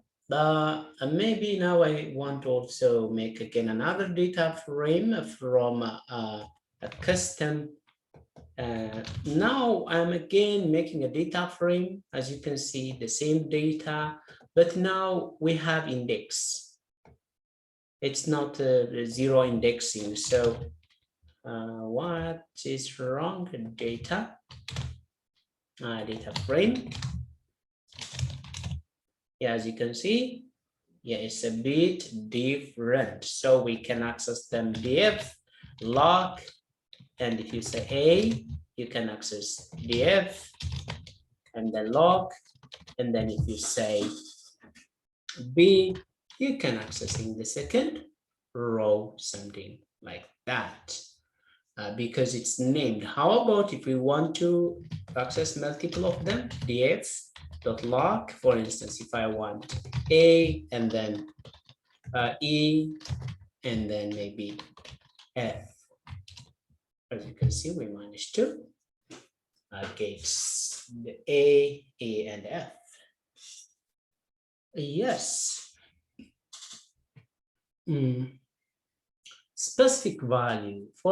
Can we access, for instance, let's take out a Sabena. Where is a Sabena? Because df dot loc, a Sabena is located at A, and it's in the name column.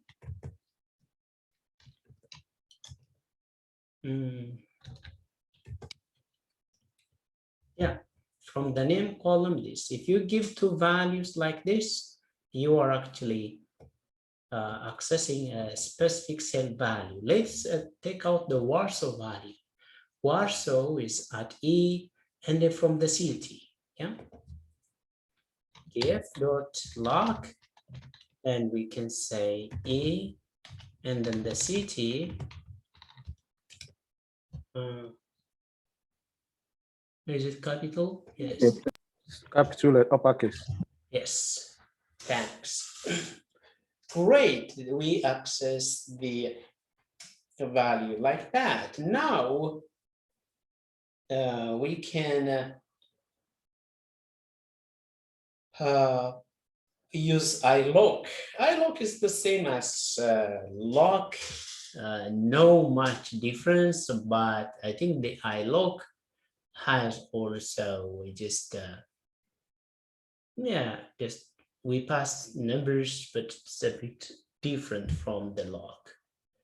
Let's see also how we can access the iLock. First, let's see what we have in the data frame, but this looks like this for the time being, but we can again bring our copied data, copy,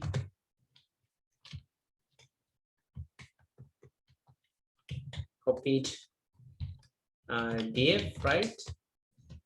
What is the name? Div copied. I just forgot.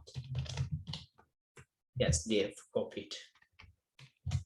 Because I want to have a big data, and yeah, this one. Yeah, have you seen the code? So this is not mutated, and now I will work on this again. Okay, so if you say just div and iLock, and if you pass just 0, you get the first row.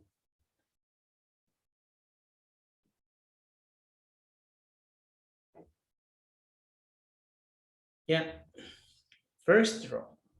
And if you just put, I think it's better, first row, and it's better to write first row. And then div.iLock. Yeah, you can, this is the third row, or this is the second row.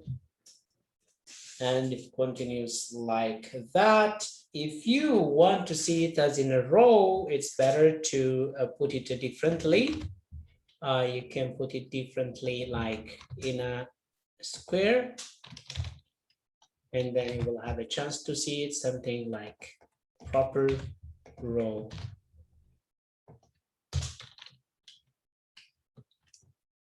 Yeah. Can we select some of? Yeah, we can select some of the div.iLock, and then you can say maybe the first and the third and maybe the fifth. Oh yeah, maybe I want these 3 of them, as you can see. Can we also slice? Yeah, why not? div.iLock.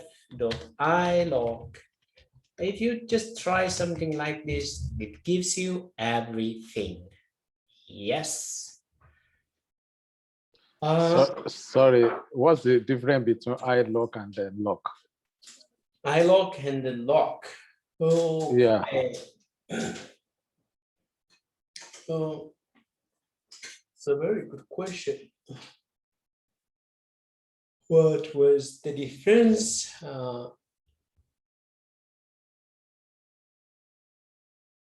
I think iLock will give us a lots of chance to slice out the data, but still, and also it allows us to use different expressions, Boolean indexing, for instance. I will come to that.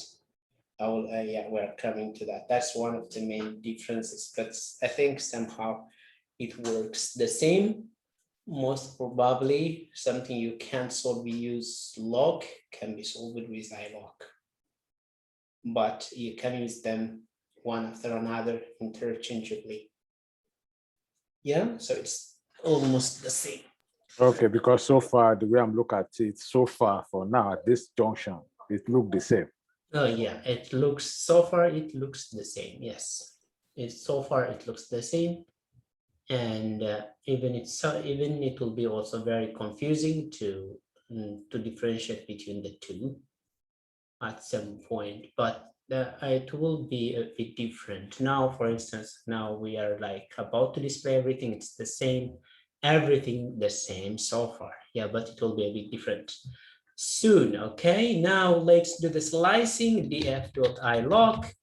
And if I want to slice, for instance, the first three, as you can see, the first three I can slice, or if I want to slice from the third to the rest, yeah, you can see you can slice up.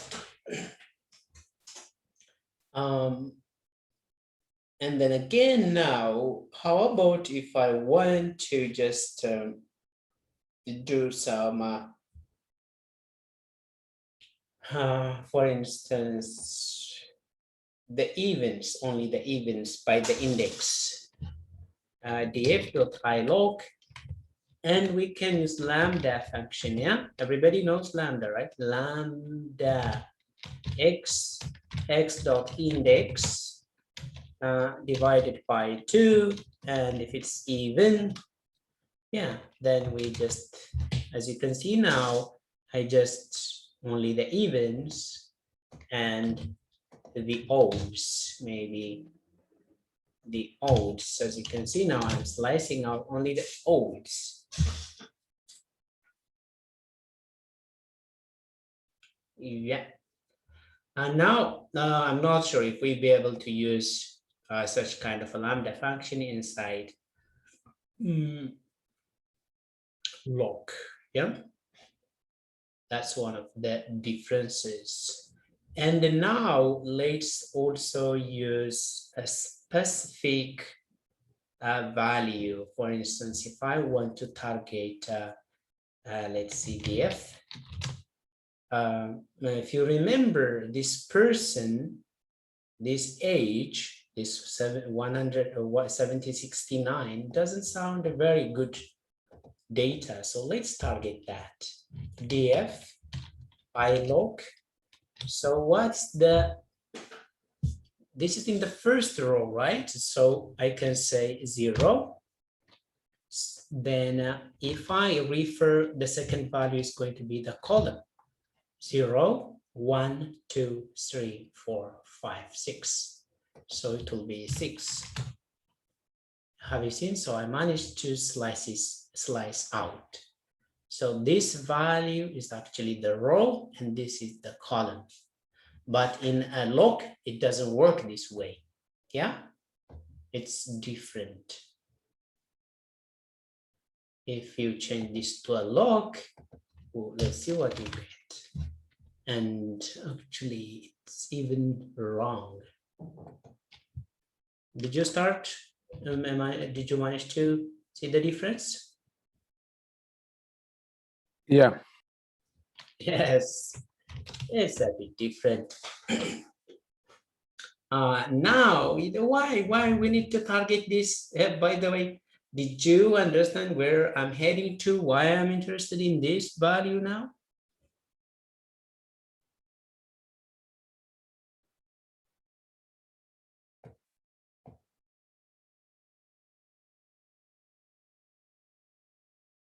But for line 279, if we use div log and the bracket in two places, can we discover that or not? We Yeah, if we use that core bracket too. This rectangle bracket, yeah, whatever. you mean parentheses? No. Yeah. If we use log. Oh, log. Yeah. Log and then the rectangle brackets or yes. whatever. Two times and put the number inside. Is it possible to locate that? Yes. Yeah. You can locate if you want to locate that. Then it's 0 and 6 or whatever. So yeah, the way you should locate that, actually it should be something 1, and it should be with this name. Okay. What? Of course, it should be 0. This should be 0. This is the log way of working. Okay. This is the log, and let's change it to the ilog. For ilog, you just tell this is 0, and 0, 1, 2, 3, 4, 5, 6, and we have to change this to 6. That means the horizontal, the row index and the column index. Sorry. Okay, so now we socializing, and yeah, the power of this ilog, for instance, if I want to slice some of the values, I may say df.ilog, and then you may say, okay, I want to slice some of the rows and some of the columns. Look at this. As you can see, 0, 3 means actually for row, I go from here to here up to what is the last? John, right? Yeah, from here to here. Yeah. Then I have this data from the row direction. And then again, for column, again, I go from 0 to 3. 0 to 3, 1, 2, 3, name, country, city. It's somehow similar to the NumPy slicing, guys, if you remember. It has the same pattern. Also again, I'm sorry. For proper clarification, can we use maybe 0 to 2 or 0 to 4? So that it will not be 0 to 3, 0 to 3, and see the result, Yes, so that yeah. it will be clear. Oh yeah, of course, we can also do something different.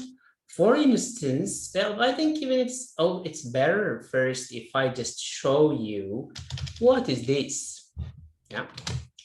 By itself, this one gives you this part. Yeah.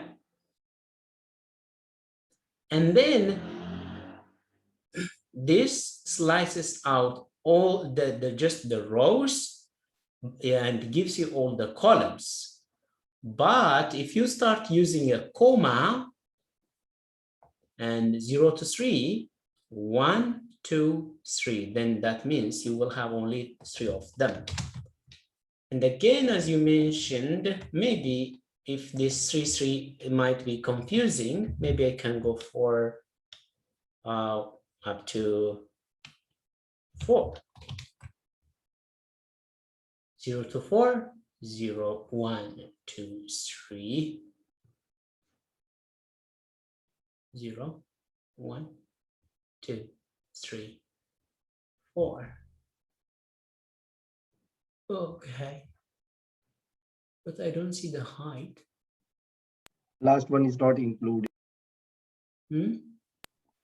The last number is not included like Yes, yeah, you're right. The last number is not included. You're Because right. it's used index, Yeah. maybe it Yes. starts from 0 line, which is serial.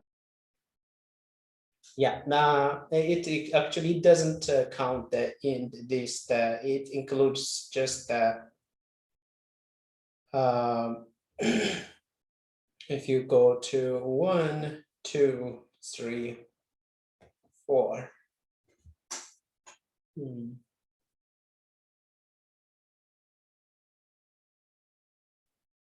0, yeah, he's right. Yeah, it doesn't include the last 0, 1, 2, 3, 4. So it doesn't include this one. It stops here. That's true.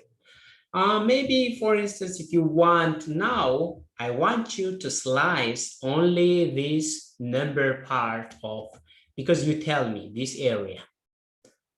Yeah, the attributes or the features that are only numeric. df, tell me. So from rows, I think I can go, even I can go all from 0 to the end. I don't care. And the columns, when it comes to the columns, I have to start from here. 0, 1, 2, 3. So it should be up to 3.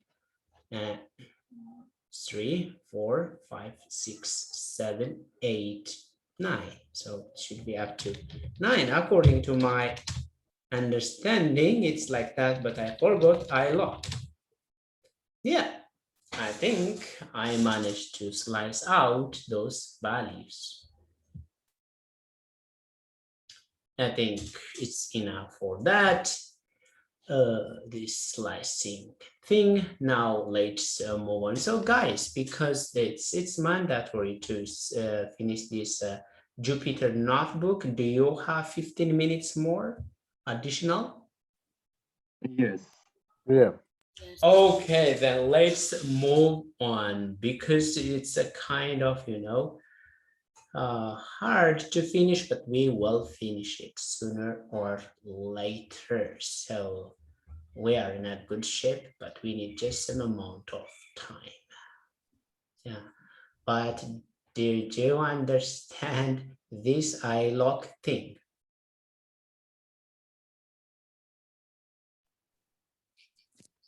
Yes. Asapene. Yeah.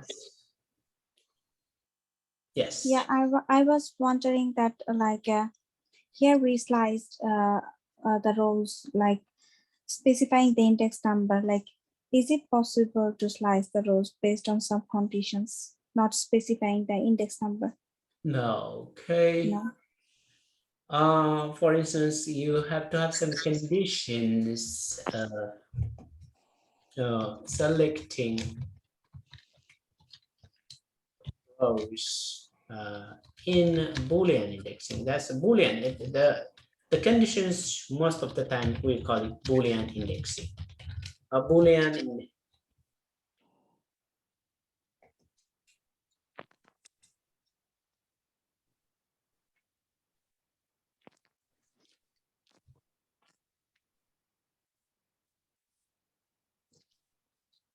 I'm trying to just check sample data or an example.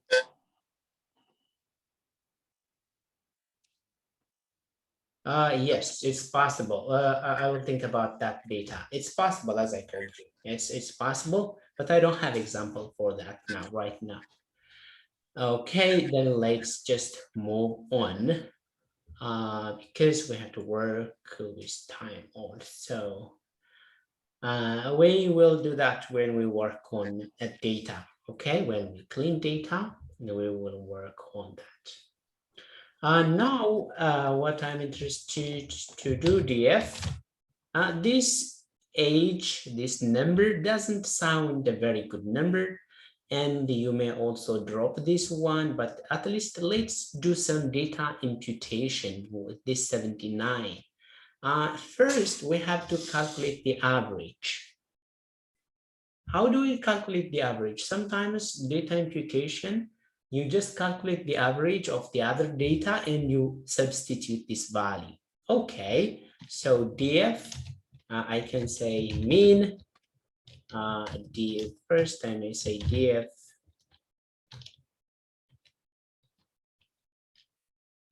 so we have to also remove the last value. How do we remove?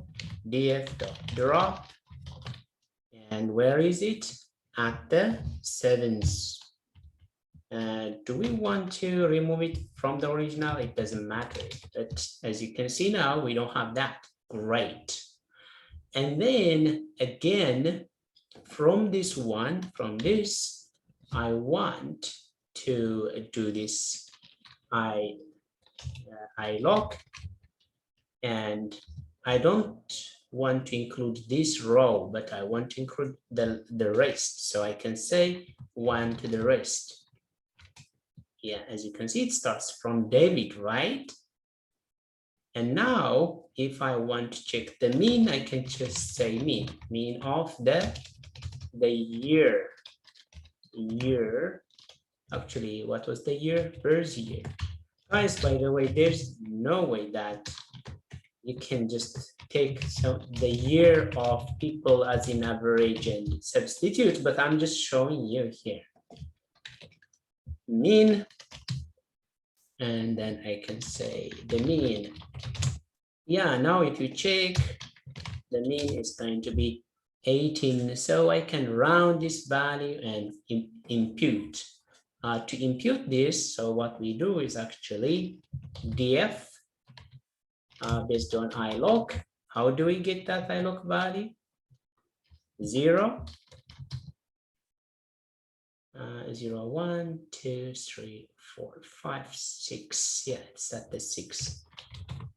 So instead of getting that, if you just put mean here, then actually we are substituting, but it's better if we round the mean now.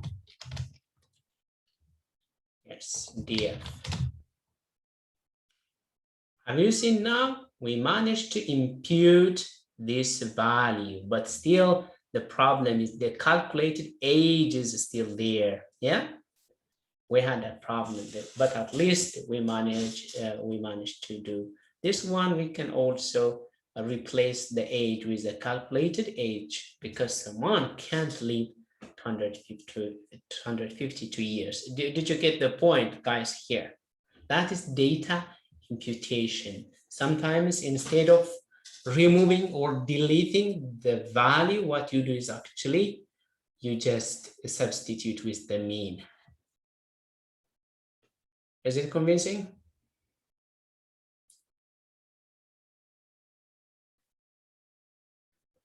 Silent. Yes. Okay, so then concatenating, sometimes we check also duplicates. If you say df data, and then if you check duplicated, let me check duplicate. False, false, false, because there's not duplicated data in our data. So to duplicate, let's join df, and then I call say df.concat, and then df.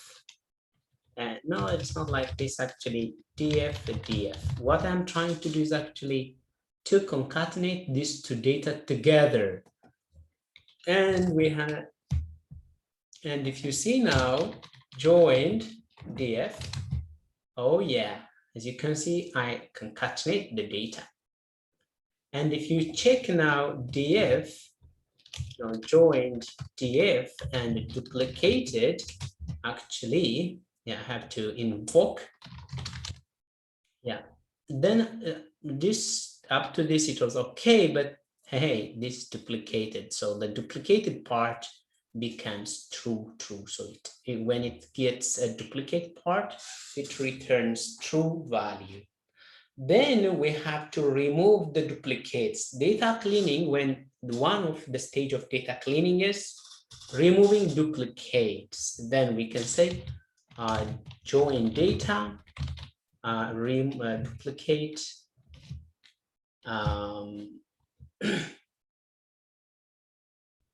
what was this? The value, remove duplicates, drop duplicates, yeah. Drop duplicates. Yeah, if you do that, did you see? Yes, we got this, but still the joined one is actually is still a duplicate because we didn't use the in place true yet. And let us see how many data have this null value. Do you see the null values? By the way, you can use this, the data information joined and informated.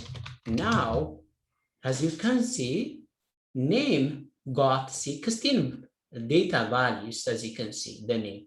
But however, current year are also 16 entries, but the rest 14. So there's missing values. These are the missing values.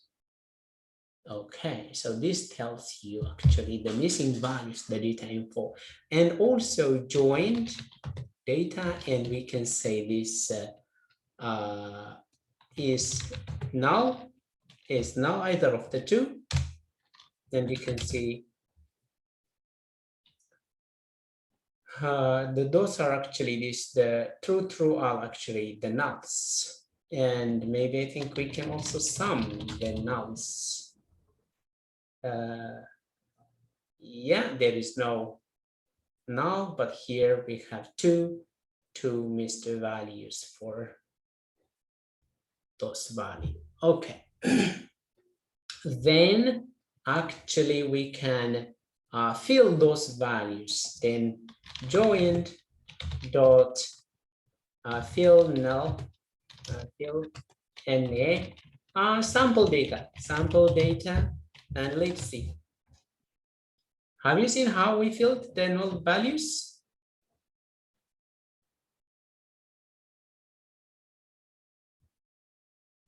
The reason why I just did that, because I don't have a value. I mean, I don't have a proper value, and I just put a sample value.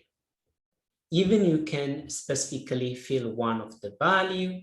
For instance, if you are interested in one of this row, for instance, this row, you can say dot iloc, and then what row is that? Actually, the 7th row.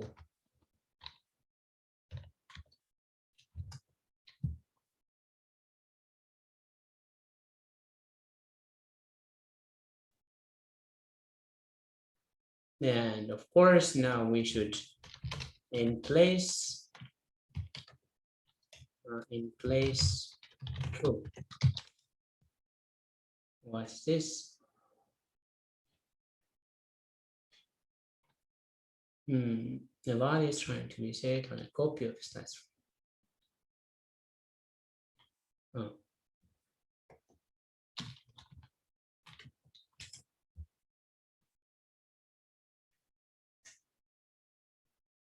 Yes, it didn't work.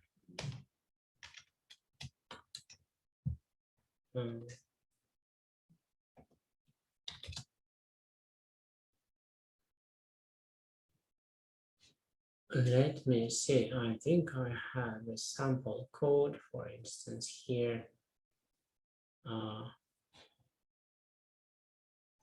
Yeah, instead, actually, yeah, that's hard to do, but we can select by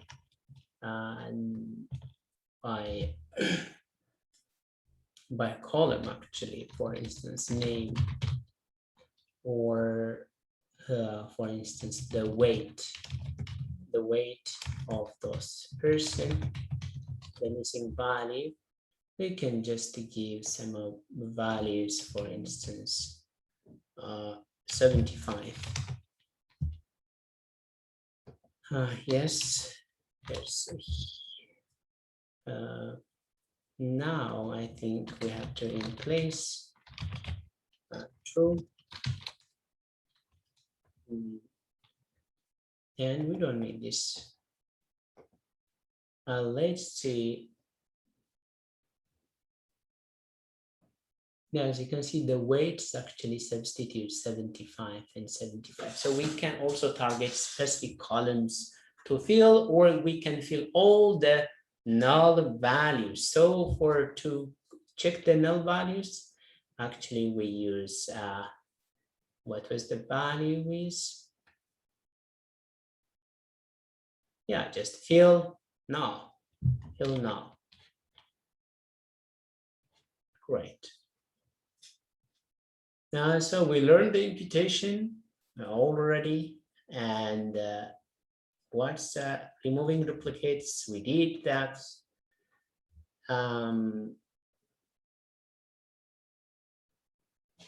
Yeah, so let's just see the join again. As you can see, still it's not removed. So what we see is a drop the duplicates, and we should say in place true, and then it will be real duplicates. Yeah, I mean the duplicates will be removed totally or forever. And also now we can remove also the last row. Yeah, we can say drop. How do we do that? Drop in the seventh row, and the axis is that 0 or 1? 0. 0. So now we have this, and in place true, because now we want true change. We don't want it to happen. Join, what? Not found in the access here, because I am doing it many times. So 7 not found there, because yeah, it has been modified, so it takes some time. Like, where is the joined start? I have to run the joined once more here. Yeah, okay, great. Now after this, you can run df.describe again, because you want to see some descriptive statistics, as you can see. And or maybe you can say df.correlation to see if there is some correlation between some of the data. Yeah, for instance, weight and BMI, as you can see, there is high correlation, and even between height and okay, height and weight, 0.64. It's not bad, but there's a little bit correlation there also. By the way, you can also calculate joint and then just mean. If you want to just calculate the mean of the numeric value, you can just get something like that. Joint, and then Sorry, in line 337. Why do we have 8 in counts, not 7? Yeah, current year we have 8, and then the rest we have 7, 7. Why? I don't know. Okay, that's a very good. Okay, let's see it here. Yes. Oh yeah, because I'm working on different things. Yeah, because I was joined. Okay, right.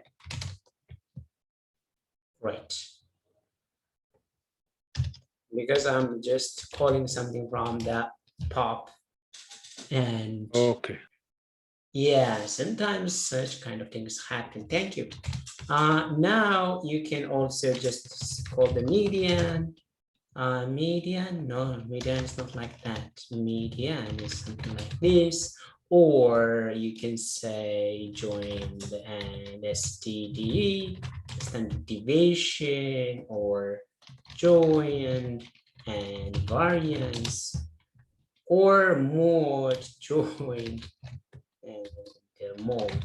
Yes, kind of like that. The mode is usually, it's not something you, for instance, go for the country and it gives you more country. What's the most frequent country? And as you can see, Finland and Ethiopia, it happened a couple of more times, or so, something like that. Okay. Another is value counts. Value counts is very important, and group by. So we have this, the joined date again. Is there anything we can group here? For instance, if you see the city, Helsinki, London, Stockholm, Espoo, Warsaw, but is there here? Yeah, I think by country we can list just group this by country, joined group by country. And after that, after this actually value counts, or value,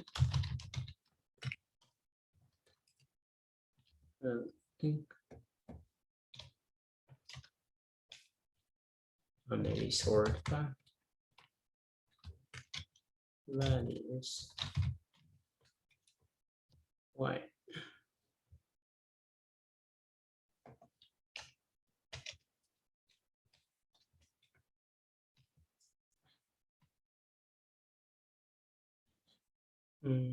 Is it capital or small group? Yeah, but maybe I think I can start with count, value counts, value counts is a country. Yeah, kind of, as you can see, it just gives you some data. Finland 2 times, you get this 2 times, you get once. And if you go for city, it doesn't, like, there's no repetition, so it's hard. And again, because the data is a bit contrived, yes. I think the group by, so I may join and then group by, and then let's see country. And then the mean by the country, it can just, it gives you something like that. So the countries are like this: the weight in Ethiopia, the height in Ethiopia, the mean height. So as you can see, it gives you some kind of grouping. Yeah, now it's grouped by a country and you get the mean here. And actually this takes lots of arguments, so it's good to refer also the documentation. So you can say, for instance,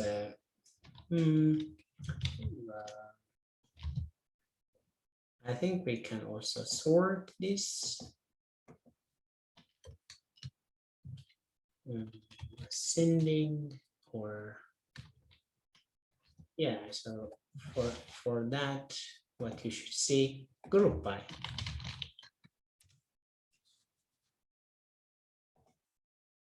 So as you can see, yeah, by axis, level as index, sort, yeah, sort, true, false, group keys, and even I don't know what this is, observed and drop not valid true. So it has quite a lot of arguments that you can pass, and what it means is actually explained here, and there's sample data. So whenever you work on a project, this is something what you should check. Yeah. Yes, so that's why, for instance, sort, yeah, I may say true, but I think by default it's sorted out. But how about if we change to false? Yeah, but as you can see, the sort false changed the data, but by default it was sorted out. Now it's just not sort. Okay, let's change it again. True. Yeah, at least it was sorted by the name, the country. Oh, great. How about df again? We have this value, not df actually. We are working on the joint value. So we have this. How about again sort values? Sort values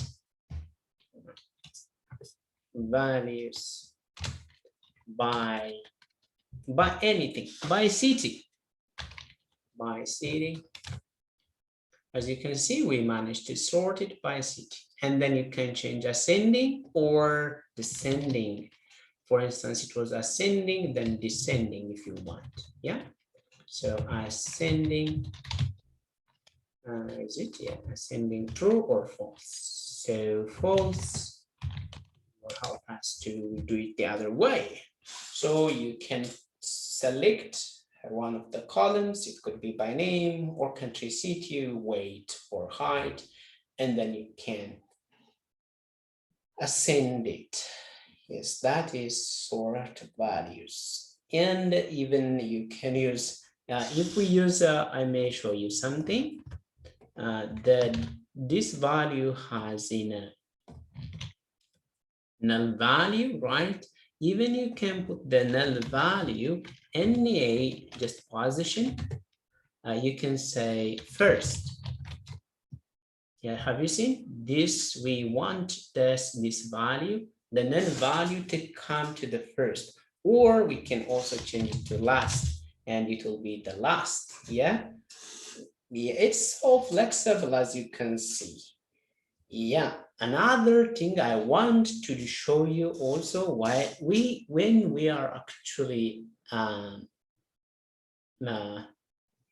sorting, we can also apply this key value. So the key value actually takes a lambda function, and you can say lambda. Excuse me. Yes. Can we take that one to another column? Yeah, that's very good. Yes. Then I can even just keep this one, thanks. First, and this is like the last, and even we can add. So where do I get all this different kind of argument? What? So as I tell you all the time, sort values, and then this, you should read this one. Now by sorting by the first and then axis and ascending true or false, in place. Now you know in place means making a permanent change to the original, and this the null position, last or first, ignore index, or true or false key. Now we're about to use the key. Actually, the key is actually taking a function, lambda function, or any function. Now the key lambda, okay, x, and then x means a column, and then column dot string dot lower ct, because we're just checking this, lowering. First we have to lower this before we sort the values, so we're just adding additional stuff there. Okay, so is it possible to visualize using this pandas? Yes, it's possible to visualize. Yeah, so maybe we can say, hey, join data, how about if you just plot something for me? Yeah, it just plots something for you right away. So as you can see, the weight, the height, the BMI, but as you can see, these data are not something related. For instance, you can't draw the year and the weight and the height together. So we have to find another way, right? Okay, then in that case, maybe other related data. So joined data, then we may say, hey, weight and the height and the BMI. These are related. So we can just then plot. This makes sense. As you can see, this the weight is the bigger one, and the height, and this. It makes sense now. These are the data points. The first data, because we didn't assign this. Of course, we can also give names for this person, somebody like James, David, or whatsoever. But these are one data points. Or okay, we can change this also to a kind. Well, we have to. Yes, Femi doesn't like when I just change it right on that cell. Okay, then kind. How about if I change it to scatter? Why? Because yes, the scatter usually I think needs a kind of X and Y. So let's just work on the two, and let's say the X is actually the weight, and the Y is actually the height. Yeah, as you can see, this is the relation between the weight and the height. Have you seen? So it has some kind of relation. Yeah, but let's just change the dependency. What's dependent? Maybe if the height's dependent, I mean the independent, and this is the okay. It's a kind of strange kind of a graph still, but still you can do KLT dot show, right? Yeah. Maybe I can also, yeah, this is the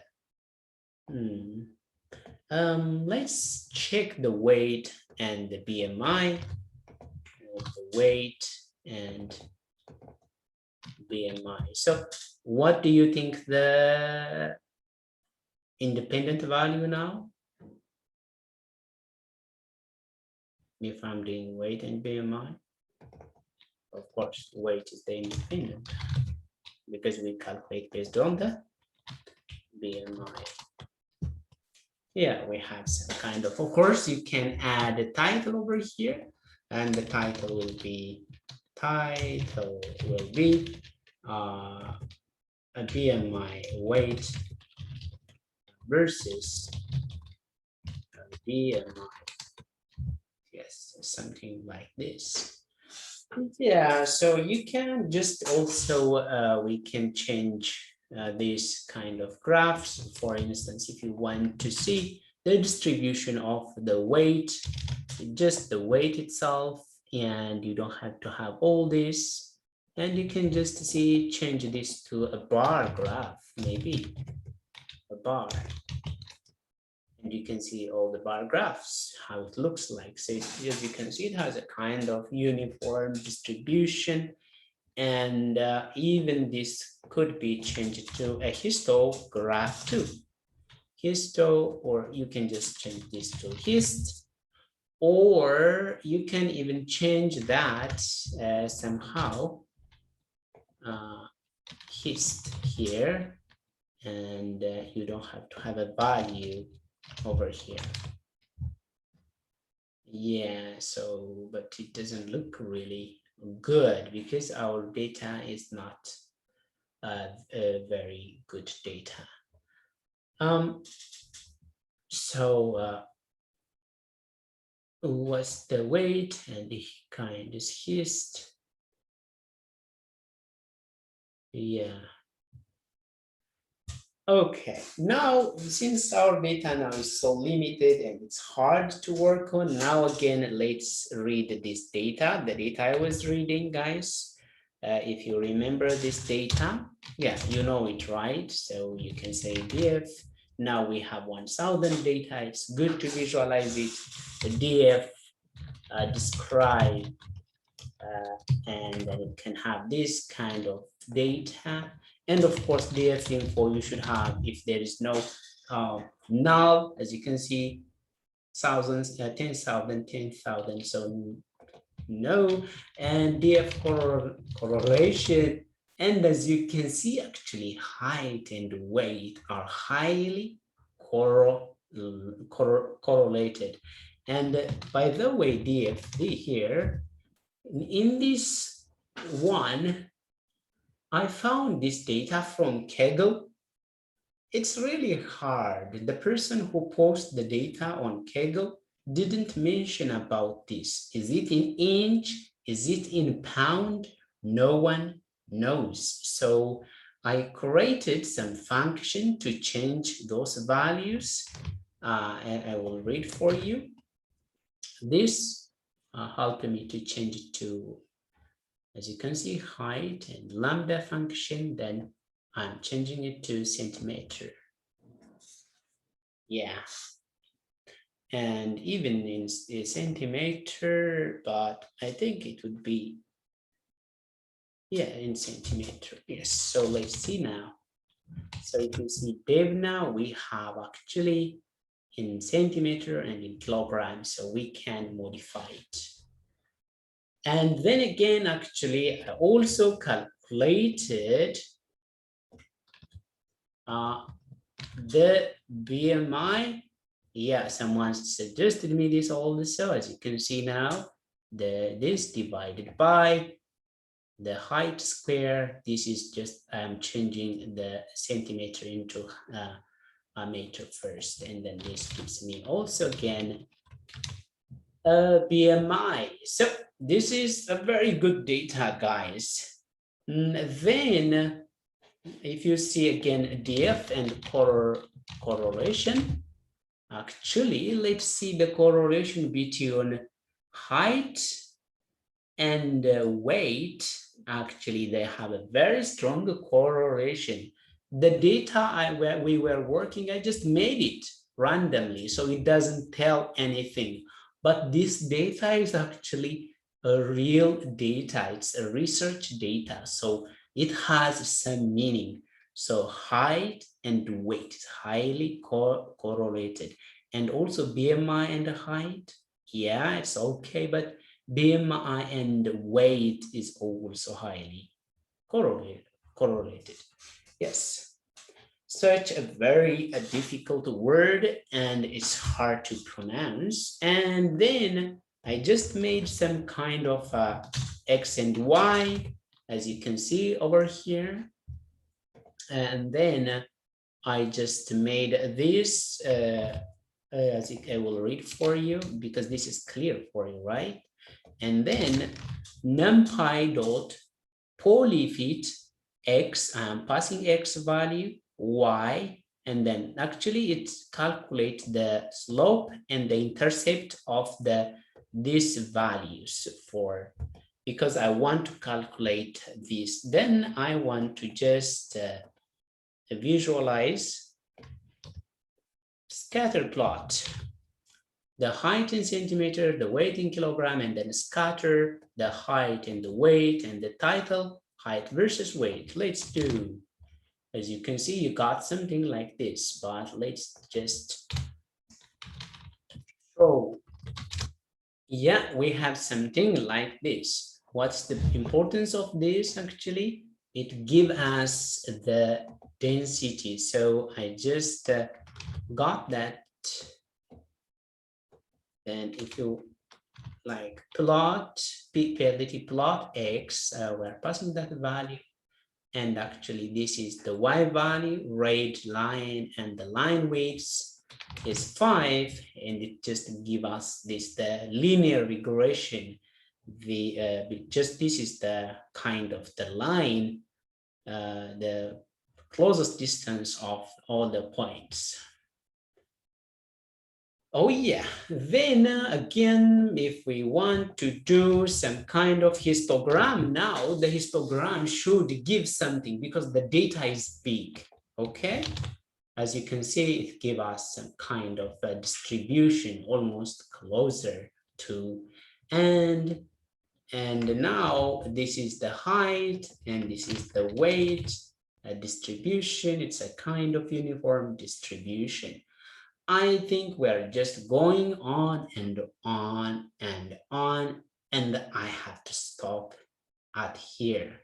I will give you exercises to work on data. After this, we will learn some modeling and predicting and some machine learning and data analysis stuff. Okay, so that's what's left. For today, we should stop at here by